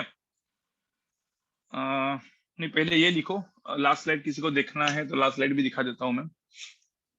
अब लोग यहाँ पे लिखो प्योर ट्रांसलेशन, ये भी लिखो पहले, चलो काइनेटिक एनर्जी कैलकुलेशन करके दोनों चीजें लिखो, इनका नहीं हुआ लिख लो। ओमेगा दिया रहेगा, जितना ओमेगा दिया रहेगा इस केस में।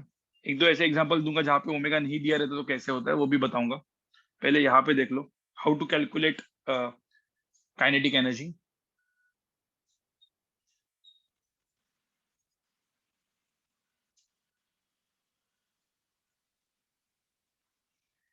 ये लिख के हो गए दोनों चीजें।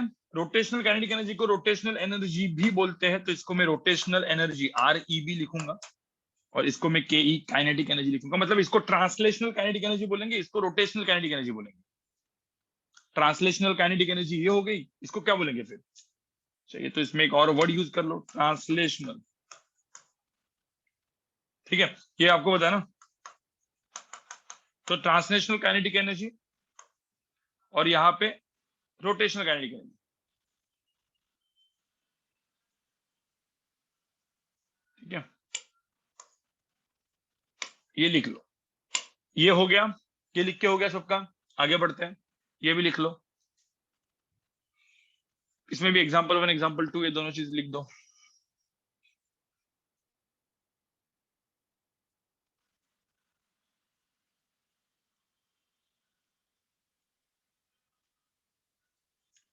चलो और आगे बढ़े, और आगे बढ़े भाई, आगे बढ़े और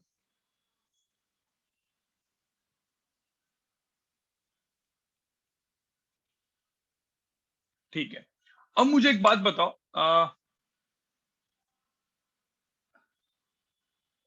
ये दोनों हो गया।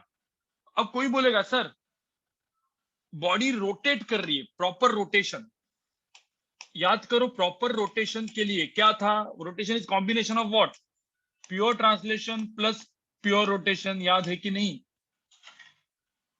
मतलब कोई एक डिस्क जो ऐसे ऐसे आगे भी जा रही है, अरे आगे भी जा रही है और घूम भी रही है, तो मुझे बताओ रोटेशन के अंदर दोनों का क्या होने वाला है?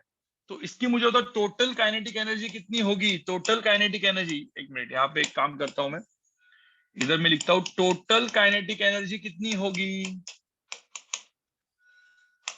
ट्रांसलेशनल ट्रांस ठीक है, translational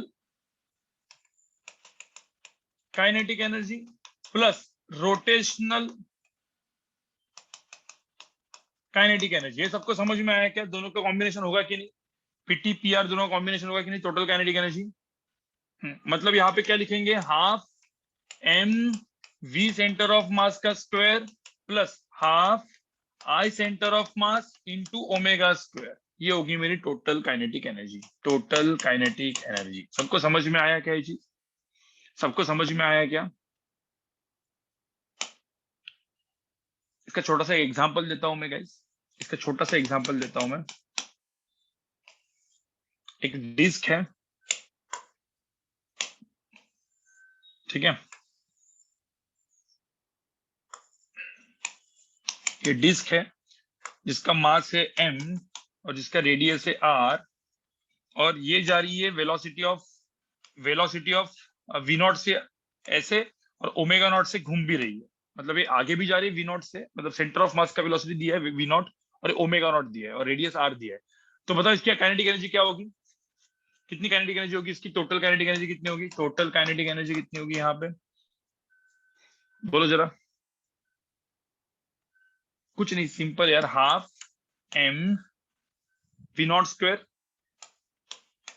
plus half I centre of mass कितना है इसका, डिस्क का कितना होता है, half I centre of mass कितना होता है, half M V nought square मतलब V centre of mass square plus half I centre of mass कितना होता है generally, M R square by 2 ना। हाँ तो एम, ठीक है, आर स्क्वायर बाई 2 इंटू क्या, ओमेगा नॉट स्क्वायर। ये सबको समझ में आया क्या आंसर? ये सबको आंसर समझ में आया क्या? टोटल काइनेटिक एनर्जी जो मैंने लिखा है यहाँ,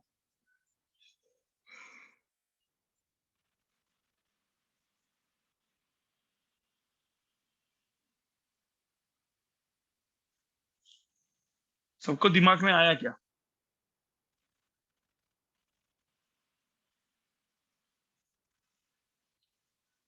ठीक है, अब मैं आपको यहाँ पे दो और चीज लिखने वाला हूँ, ठीक है, खास करके रोटेशन के लिए मैं आपको दो चीजें और लिखने वाला हूँ।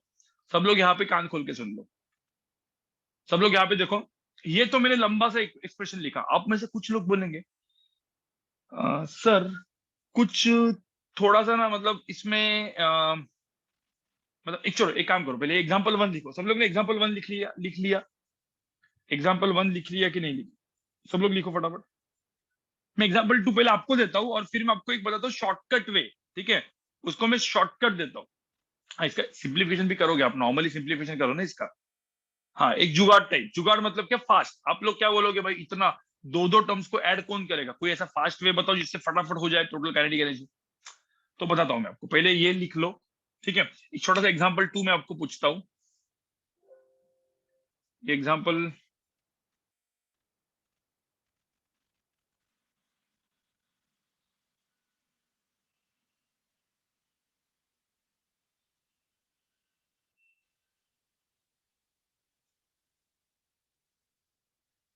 कोई बोलेगा सर एग्जांपल 2 जरा बताओ। कोई तो एकदम सिंपल वाला, एक सिंपल वाला नहीं, और एक देता हूं मैं। मुझे बताओ, एक रॉड है, ये है एक्सिस ऑफ रोटेशन, और ये घूम रहा है। तो कोई मुझे एक बात बता सकता है यहाँ पे, ये रॉड जो है ये रोटेशन है या प्योर ट्रांसलेशन है? ओमेगा से घूम रहा है ऐसे। कोई बोल सकता है ये रोटेशन है या प्योर रोटेशन है?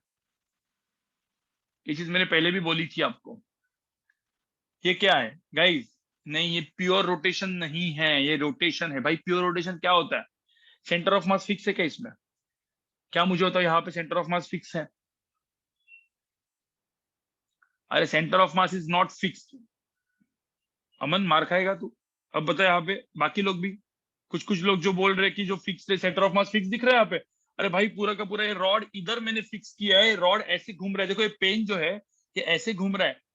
तो मुझे होता है ये तो ये क्या है, ये क्या है, ये पॉइंट जो अपना पिवोट है जो इसके अबाउट घूम रहा है, हिंज है, घूम रहा है ऐसे।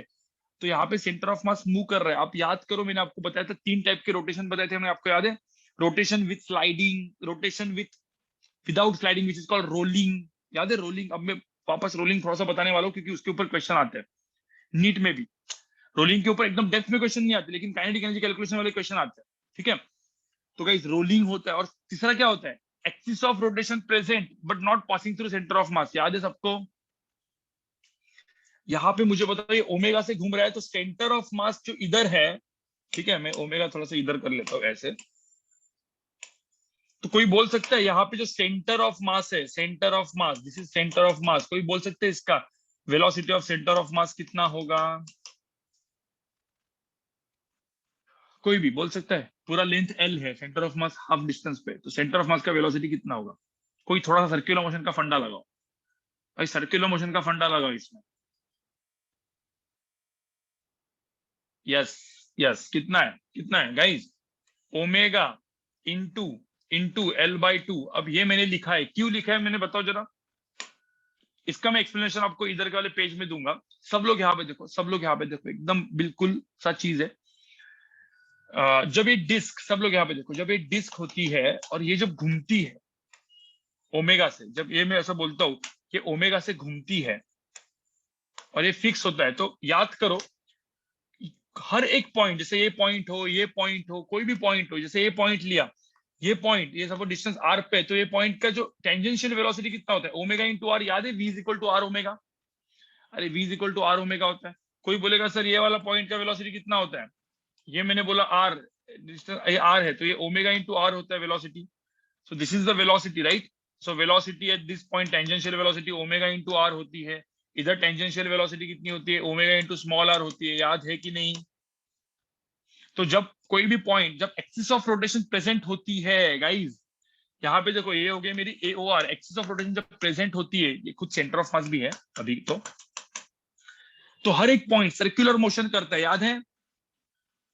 तो मुझे बताओ, जो ये केस है, जैसे मैंने एक केस दिया, ये रॉड है, जब ये रॉड के अबाउट ये ओमेगा से ऐसे घूमेगा, तो आपको पता है हर एक पॉइंट, ये पॉइंट, ये पॉइंट, हर एक पॉइंट यहाँ पे क्या करेगा? हर एक पॉइंट का वेलोसिटी कितना होगा? किसी को ढूंढना होगा तो, ठीक है, ये मेरा एक्सिस ऑफ रोटेशन है, तो इस पॉइंट का वेलोसिटी क्या होगा? R into omega. जैसे सपोज मैंने बोला कि ये डिस्टेंस हो गया एल, L1, ये डिस्टेंस हो गया L2, ये डिस्टेंस हो गया लेट्स से L3, तो हर एक का वेलोसिटी कितना होने वाला है? ओमेगा, ओमेगा इंटू क्या? Omega into L1, omega into L2, omega into L3। आपको याद है कि नहीं है? हर एक पॉइंट क्या करने वाला है? Circular motion. देखो ना यहाँ पे, हर एक पॉइंट ऐसा सर्कुलर मोशन करने वाला है। हर एक पॉइंट इज सर्कुलर, हर एक point making circular motion about what? Axis of rotation. याद है? जब पूरा का पूरा रॉड घूमता है ऐसे, तो हर एक पॉइंट उसका सर्कुलर मोशन करता है। उसकी टेंजेंशियल वेलोसिटी क्या होती है? v is equal to R omega. सबको समझ में आया क्या? ठीक है, तो ये जो सेम मैंने जो कंसेप्ट बताया, ये रिवीजन था, इसे मैं आपको क्या है, रिवीजन है प्रीवियस कंसेप्ट का। अब ये सेम चीज यहाँ पे लगा दो, तो ये मेरा डिस्टेंस कितना आया? ये जो मेरा डिस्टेंस है यहाँ पे, this becomes L by two. तो v इज इक्वल टू क्या? R omega. v is equal to R omega, L by two into omega. Omega L by two है ना, velocity of centre of mass. अब मुझे बताओ, ये rotation है, तो मुझे बताओ टोटल काइनेटिक एनर्जी कितनी होगी? तो टोटल काइनेटिक एनर्जी होगी, ठीक है, हाफ एम, याद है, velocity of centre of mass square plus half I centre of mass into omega square. अरे यही तो किया ना अपन ने, half M V centre of mass, ठीक है। अब कोई बोल सकता है half M V centre of mass square कितना है? हाफ इंटू एम, एम तो mass M, V centre of mass square मतलब कितना? ओमेगा एल बाई टू का स्क्वायर। अरे वी सेंटर ऑफ मास का स्क्वायर कितना है? ओमेगा एल बाई टू का square plus half I centre of mass कितना है? यहाँ पे आई सेंटर ऑफ मास कितना होता है? अरे रॉड का सेंटर ऑफ मास, अरे सेंटर ऑफ मास कितना होता है? एम एल स्क्वायर बाई 12 होता है, याद करो। एम एल स्क्वायर बाई क्या होता है?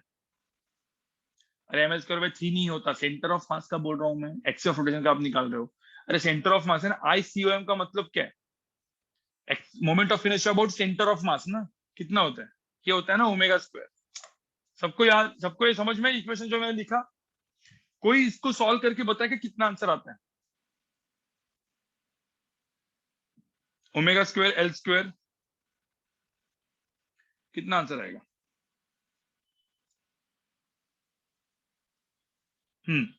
कुछ ऐसा आएगा क्या? देखो, half into M L square by 3 into omega square, कुछ ऐसा आंसर आएगा देखो, टोटल काइनेटिक एनर्जी,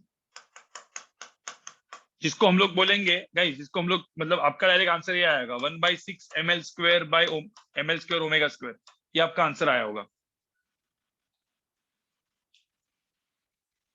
गाइस, ठीक है, ये आपका आंसर है। बट इसमें क्या किया, लंबा गया कि नहीं, ये थोड़ा सा क्वेश्चन मुझे बताओ, लंबा गया कि नहीं, ये थोड़ा सा क्वेश्चन लंबा नहीं हुआ, ये और ये दोनों को ऐड किया फिर निकाला। गाइस आपको याद है टॉर्क इक्वेशन कौन से थे, टॉर्क कहाँ कहाँ पे लगता है, torque is about centre of mass, moment of inertia about centre of mass into alpha, torque is equal to I alpha वगैरह था, torque is equal to I alpha था, ठीक है।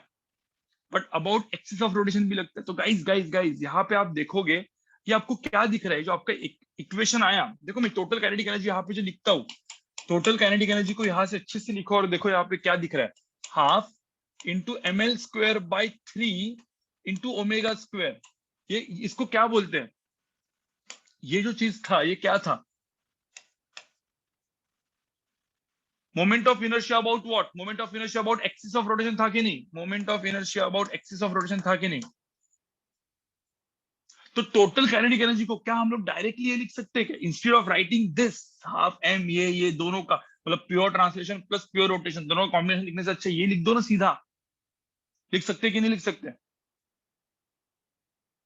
यस डायरेक्टली डायरेक्टली, तो टोटल काइनेटिक एनर्जी आप देखो यहाँ पे, टोटल काइनेटिक एनर्जी में डायरेक्टली ये भी लिख सकता हूँ, total kinetic energy is equal to half I axis of rotation into omega square, direct एक ही इक्वेशन छोटा सा, ठीक है।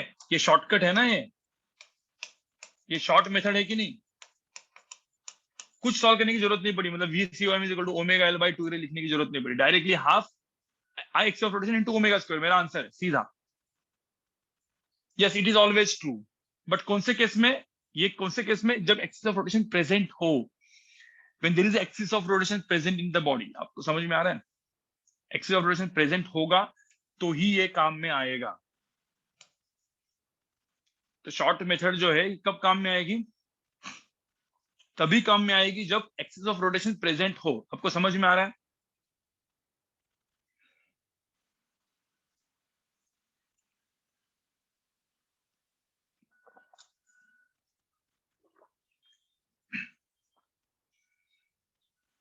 हाँ तो मुझे बताओ, जो मेरा फॉर्मूला था, मुझे बताओ मेरा एक दूसरा फॉर्मूला, मेरा इसके जगह पे टोटल काइनेटिक एनर्जी और क्या आ सकती है, ये पूरा इतना लिखने से अच्छा क्या लिखोगे आप, ये भी आपके यहाँ पे लिख के रखो, instant axis of rotation into omega square, I about axis of rotation into omega square, एक सेकंड फॉर्मूला आया, ये या ये दोनों में से कोई भी चलेगा भाई, ये भी चलेगा ये भी चलेगा, सबको समझ में आ रहा है।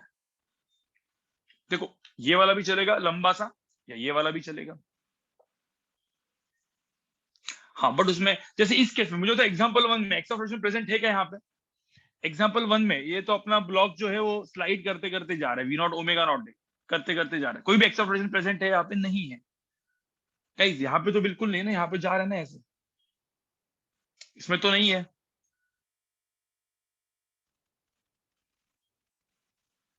अरे यहाँ पे प्रेजेंट नहीं है ना, एग्जांपल 1 में there is no axis of rotation present, example 2 में है, एग्जांपल 2 में मैंने हिंज किया, यहाँ पे पिवोट किया और घुमा रहा हूं मैं ऐसे, तो प्रेजेंट है, समझ में आ रहा है।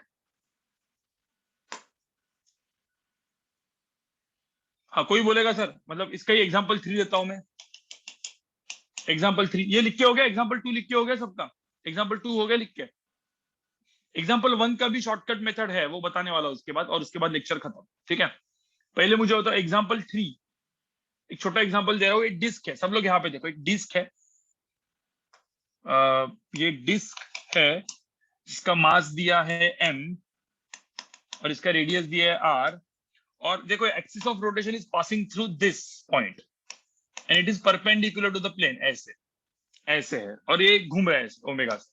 चलो बताओ मुझे यहाँ पे इसका क्या होगा, इसका टोटल काइनेटिक एनर्जी क्या होगा, देखो कि ऐसे घूम रहा है, अब एक्सिस ऑफ रोटेशन प्रेजेंट है और डिस्क है, आपको सिर्फ मोमेंट ऑफ इनर्शिया कैलकुलेट करने को आना चाहिए बस। तो मैंने आपको बोला था ना, नीट के लिए moment of inertia calculation is very important, इसलिए पिछले वाला लेक्चर में उसी के ऊपर रखा था मैंने शशांक सर का, राइट।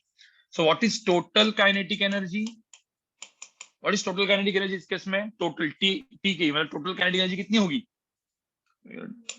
टोटल लिख देता हूँ, कुछ कुछ लोगों को वो बाद में समझ में नहीं आता, फिर टोटल काइनेटिक एनर्जी कितनी आती है, directly formula half I axis of rotation into omega square, काम खत्म तुम्हारा, कुछ है ही नहीं, ज्यादा कुछ करना ही नहीं है, तो हाफ करेंगे आई एक्सिस ऑफ रोटेशन कितना हो जाएगा, एक्सिस ऑफ रोटेशन कितना हो जाएगा, हाफ।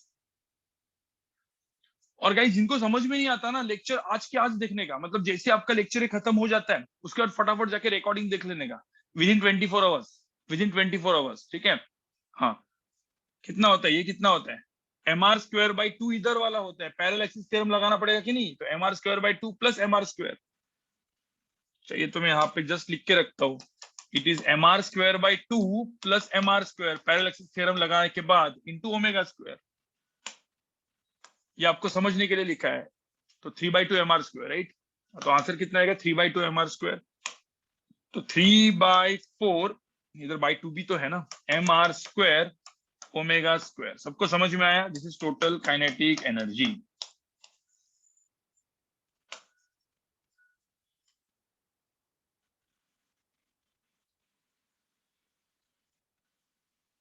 हाँ, कभी कभी क्वेश्चन कैसे पूछते हैं पता है, नीट में, ठीक है, नीट में इस क्वेश्चन को ऐसा पूछा जाता है कभी कभी, और जेईई मेन के लोअर लेवल पे ऐसा बोला जाता है, find find find guys find rotational energy divide by total kinetic energy. Rotational energy guys, rotational energy divide bye, मतलब जो रोटेशनल एनर्जी का कंपोनेंट है divide by total kinetic energy, इसका रेशियो बताओ, ऐसा पूछ जाते हैं। रोटेशनल एनर्जी का मुझे तो, रोटेशनल एनर्जी कितनी होती है यहाँ पे, रोटेशनल एनर्जी आपने देखी होगी ना, half I centre of mass into ओमेगा², राइट। तो रोटेशनल एनर्जी को हम लोग क्या लिखेंगे, half I centre of mass into ओमेगा²।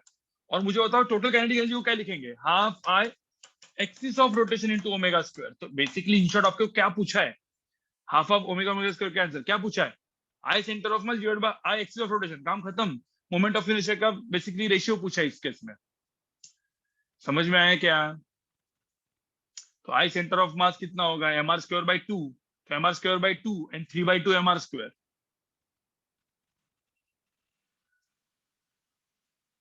इस तरीके से पूछा जाता है। तो 1/3 आपका आंसर आएगा यहाँ पे। सबको समझ में आया। देखो इस तरीके के क्वेश्चंस भी पूछते हैं, ये जो क्वेश्चंस है ना ऐसे भी पूछे जाते हैं, ऐसे भी बहुत सारे मतलब क्वेश्चंस आते जाएंगे। आप लोग ये अपने मॉड्यूल्स में, नीट के मॉड्यूल्स में, जेई मेंस के मॉड्यूल्स में ऐसे क्वेश्चंस आपको मिलेंगे, ठीक है। तो गाइस गाइस गाइस सब लोग यहाँ पे देखो, सब लोग यहाँ पे देखो, इतना सबको समझ में आया, इतना सबको समझ में आया। अब सबसे इंपॉर्टेंट चीज, और एक फॉर्म होता है, जैसे मैंने आपको बोला था रोटेशन, जब हम लोग बात करते हैं तो रोटेशन में 3 फॉर्म, टोटल काइनेटिक एनर्जी के 3 फॉर्म आते हैं। एक ये फॉर्म जो मैंने आपको बताया, जो सबसे इंपॉर्टेंट, मतलब जो जो सबका बेसिक है, ये वाला प्योर ट्रांसलेशन एंड रोटेशन, दोनों कंपोनेंट। देखो प्योर ट्रांसलेशन, प्योर रोटेशन, दोनों कंपोनेंट को क्या कर दिया मैंने, ऐड कर दिया, ठीक है। समझ में आया। इसके बाद क्या कर दिया, ये मैंने कर दिया, राइट। उसके बाद सेकंड सेकंड क्या आया, हाफ। ये वाला भी चलता है कि नहीं, ये वाला भी चलता है कि नहीं, टोटल काइनेटिक एनर्जी आइदर इससे करो या इससे करो। अब और एक फॉर्म आएगा जो टोटल काइनेटिक एनर्जी करके आएगा, और इसके जगह पे हम लिखेंगे इंस्टेंटेनियस एक्सिस ऑफ रोटेशन ओमेगा²। तो कभी कभी ये फॉर्म भी आता है, खास करके ये फॉर्म हम लोग लगाते हैं रोलिंग में। ये कहाँ पे लगाते हैं गाइस हम लोग, जो भी क्वेश्चन रोलिंग के आते हैं उसमें हम लोग इस क्वेश्चन को लगाया जाता है, ये फॉर्म को, फॉर रोलिंग, ठीक है। तो रोलिंग वाले क्वेश्चन में इसको हम लोग लगाते हैं। 3 फॉर्म आते हैं रोटेशन के अंदर, ठीक है। तो एक एग्जांपल मैं देता हूं, फिर गाइस आगे का लेक्चर सुनो। आगे का आधा लेक्चर तो नीट वाले लोग अटेंड करोगे ही करोगे, नीट वाले एंड जेई मेन वाले लोग, मतलब जेई मेन वाले तो वैसे भी करना ही है, ठीक है। तो जिसमें मैं ये इसका काइनेटिक एनर्जी के कुछ क्वेश्चंस और एंगुलर मोमेंटम का मैं छोटा सा पार्ट बताऊंगा, एंड देन हम लोग पूरे के पूरे एडवांस के सेशन में जाएंगे, रोटेशन मोशन का जो एडवांस वाला सेशन वो, लेकिन मैं नॉर्मल लेक्चर्स, अब मैं कैसे लेक्चर लेने वाला हूँ सब लोग यहाँ पे देखो, 7 to 8:30 मेरा नॉर्मल लेक्चर रहेगा, और फिर 8:30 to 9 मेरा एडवांस वाला लेक्चर रहेगा रोटेशन के लिए, ठीक है। मतलब मैं अगले हफ्ते में कुछ नया टॉपिक चालू करूंगा, इलेक्ट्रोडायनामिक्स अलग से कुछ चालू करेंगे हम लोग, बट रोटेशन में तभी भी इलेक्ट्रोडायनामिक्स के साथ साथ रोटेशन में कंटिन्यू करते रहूंगा, ठीक है, मतलब मैं और 2 लेक्चर, जो अभी थर्सडे का जो मेरा लेक्चर होगा, वो एक लेक्चर रोटेशन का जाएगा, उसके बाद मैं और एक रोटेशन का लेक्चर लूंगा सबके लिए, उसके बाद जो रोटेशन के लेक्चर होंगे, ठीक है, वो करंट इलेक्ट्रिसिटी के साथ होंगे, बट एंड वाला आधा घंटे का पार्ट, ठीक है गाइस।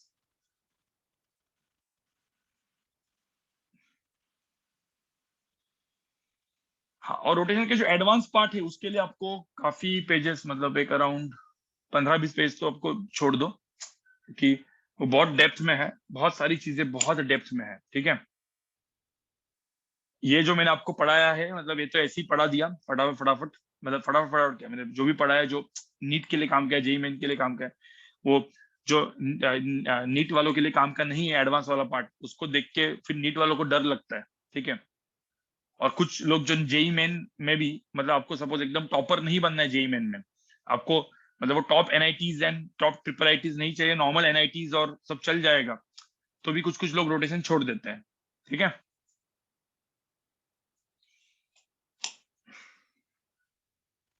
ये फॉर्मूला नहीं है, मतलब एक पूछा है, find rotation energy divide by total kinetic energy, तो इसमें हाफ ऑफ कैंसिल हो गया, I centre of mass by I axle rotation हो गया,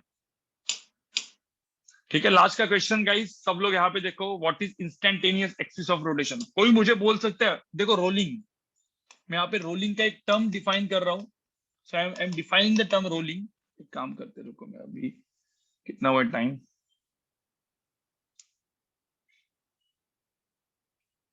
हाँ, रोलिंग का भी टर्म डिफाइन करता हूँ, वापस करूंगा, ठीक है, वापस अगले लेक्चर में भी वापस कर दूंगा, ठीक है, रोलिंग का टर्म डिफाइन।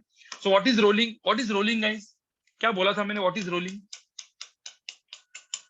रोलिंग मतलब क्या, नीचे वाला सरफेस है, ये घूम रहा है, सब लोग यहाँ पे देखो, ये घूम रहा है, और मैंने बोला कि ये वेलोसिटी वी नॉट से जा रहा है, और ये वेलोसिटी ओमेगा नॉट से जा रहा है, ठीक है। और फिर मैं क्या बोलता हूँ, रोलिंग होगा तो इस पॉइंट का वेलोसिटी क्या होगा, वी नॉट आगे, और इसी पॉइंट का वेलोसिटी पीछे क्या होगा, omega into omega not into R पीछे।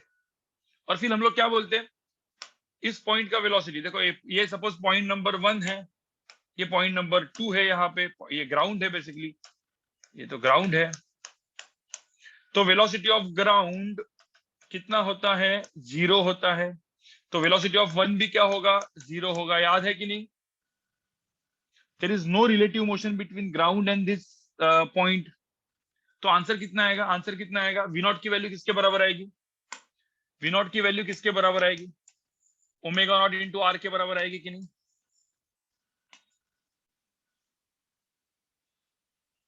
We not is equal to क्या आएगा, ओमेगा नॉट इंटू आर आएगा। इसी कंडीशन को हम लोग क्या बोलते हैं, इस कंडीशन को हम लोग क्या बोलते हैं गाइस, इसी कंडीशन को हम लोग बोलते हैं रोलिंग, राइट। अब गाइस गाइस रोलिंग तो मतलब मुझे बताओ, ये पॉइंट रुका हुआ है कि नहीं है, वो पहले बताओ, ये जो पॉइंट है, पॉइंट नंबर 1, ये क्या हुआ है, रुका हुआ है कि नहीं, दिस एट रेस्ट।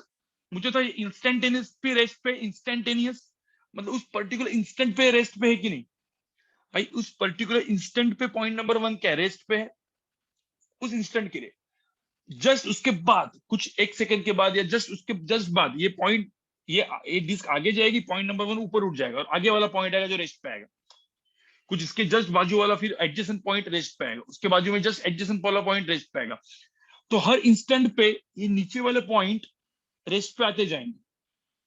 तो गाइस उसको क्या बोलते पता है, तो अब मैं खास करके सबके लिए, यहाँ पे सब लोग बैठे ना, मेरा जो थर्सडे का लेक्चर में थोड़ा सा एडवांस प्लस लेक्चर लूंगा 8:30 टू 9:15 तक, थोड़ा सा एक्सटेंड भी करेंगे 9:15 तक, थोड़ा सा ब्रेक दूंगा आपको 5-10 मिनट का, और फिर अपन 9:15 9:20 तक एडवांस लेक्चर लेंगे, ठीक है। तो पॉइंट नंबर 1 जो है, उसको हम लोग बोलते हैं गाइस, उसको हम लोग बोलेंगे guys instantaneous axis of rotation, ठीक है, sorry I A O are, इसको ही हम लोग क्या बोलेंगे, I A O R, instantaneous axis of rotation बन गया। मतलब ऐसा बोल सकते कि पूरा का पूरा डिस्क जो है, ये इस पॉइंट के अबाउट ओमेगा नॉट से घूम रहा है। अब एंगुलर वेलोसिटी कोई भी पॉइंट पे लिखो, ओमेगा ही होगा, तो ऐसा पूरा डिस्क को इस पॉइंट के अबाउट ऐसा एक्सिस ऑफ रोटेशन, मतलब आपने बोला था ना, मैं आपको बोला था जब ऐसे ऐसे जाता है, मैंने एग्जांपल 1 में बोला था, याद है, एग्जांपल 1 में मैंने क्या बोला था, कि कोई भी एक्सिस ऑफ रोटेशन नहीं है, मैंने क्या बोला था, ये एक्सिस ऑफ रोटेशन है क्या यहाँ पे, मैंने बोला था यहाँ पे एक्सिस ऑफ रोटेशन नहीं है, मैंने बोला था ना, बट सपोज ये रोलिंग कर रहा है, ये रोलिंग कर रहा है, तो नीचे वाला जो पॉइंट होता है, ये नीचे वाले पॉइंट में एक्सिस ऑफ रोटेशन ले सकते हैं, बट उसको एक्सिस ऑफ रोटेशन नहीं बोलेंगे, उसको हम लोग क्या बोलेंगे, इंस्टेंटेनियस एक्सिस ऑफ रोटेशन, क्योंकि वो बदलने वाला है। नेक्स्ट सेकंड में कोई दूसरा एक्सिस ऑफ रोटेशन होगा, कोई दूसरा पॉइंट एक्सिस ऑफ रोटेशन पे जाएगा, तो इसीलिए इसको हम लोग क्या बोलते हैं, इंस्टेंटेनियस एक्सिस ऑफ रोटेशन। समझ में आ रहा है? और डायरेक्टली ऐसी जगह पे इसकी काइनेटिक एनर्जी हम लोग डायरेक्टली लिख सकते हैं, काइनेटिक एनर्जी इसको डायरेक्टली लिख सकते हैं, हाफ दो ऐसा half M V nought square plus half I omega square करने की जरूरत नहीं है, directly half I axis of rotation instantaneous rotation into omega square लिख सकते हैं, सीधा इसका आंसर। ठीक है, और डायरेक्टली इसको क्या कर दो, हाफ इंस्टेंटेनियस रोटेशन कितना हो जाता है आपको पता है, डिस्क है, suppose if this is disc, इसको मैं अगले लेक्चर में वापस बताऊंगा, टेंशन मत लो। ये डिस्क है, तो इसका इंस्टेंट एक्सेलरेशन कितना हो जाएगा, ये होता है M R square by 2 plus M R square, तो 3/2 एम आर स्क्वायर डायरेक्ट। ठीक है, बॉटम मोस्ट पॉइंट, यस, ये सिर्फ बॉटम मोस्ट पॉइंट के लिए लगेगा। ठीक है, तो इसके जगह अपन डायरेक्टली क्या लिखेंगे, 3/2 M R square into omega square, काम खत्म तुम्हारा। डायरेक्टली यही इसका आंसर है, टोटल काइनेटिक एनर्जी। ठीक है, समझ में आया क्या, मतलब ये थोड़ा सा समझ में आया, इसको मैं अच्छे से अगले लेक्चर में करके कुछ क्वेश्चन सॉल्व करवाऊंगा। ठीक है, तो आगे का 1 घंटा, अगले लेक्चर का 1 घंटा अपना नॉर्मल रहेगा, और फिर उसके बाद हम लोग रोटेशन के बहुत ही डेप्थ वाले लेवल पे चले जाएंगे, 2 से 3 लेक्चर्स। ठीक है, चलो बाय बाय कर लेते गाइस, हाँ साइड का, चलो बाय बाय कर लेते हैं। होमवर्क अभी थोड़ा सा और मतलब और मैं कुछ पढ़ाऊंगा, क्योंकि होमवर्क जो है ना, जेई में नीट वाला लेक्चर खत्म होने के बाद ही हो, क्योंकि मैं आगे पीछे करके पढ़ा रहा हूँ ना, तो होमवर्क मिल नहीं पा रहा है आपको। क्यों? क्योंकि जब तक रोटेशन खत्म नहीं होता तब तक होमवर्क नहीं हो पाता, नहीं तो क्योंकि सारे क्वेश्चंस में कॉम्बिनेशन में आ जाते हैं। ठीक है, एडवांस ले रहा हूं मैं, बट मैं इतने लेवल पे नहीं जा रहा हूँ, एकदम वो वाले लेवल पे नहीं जा रहा हूँ जिस वाले लेवल पे मैं जाता था एक जमाने में। ठीक है, इसीलिए आपको ऑफलाइन में वो किया जाएगा। ठीक है, एंड शशांक सर भी आपके वो लेक्चर्स लेते रहेंगे एडवांस। चलो bye guys, bye guys, bye guys, bye bye bye.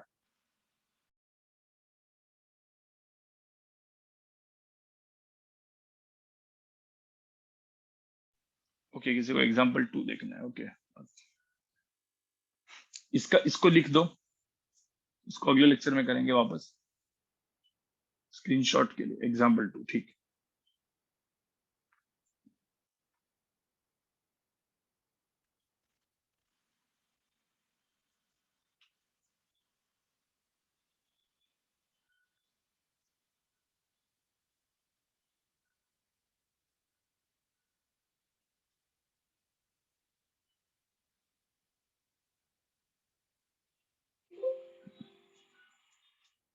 चलो ये लेक्चर को पूरा का पूरा रिवाइज करके आओ आप लोग अगले लेक्चर में। ठीक है, रिवाइज करके आ जाओ।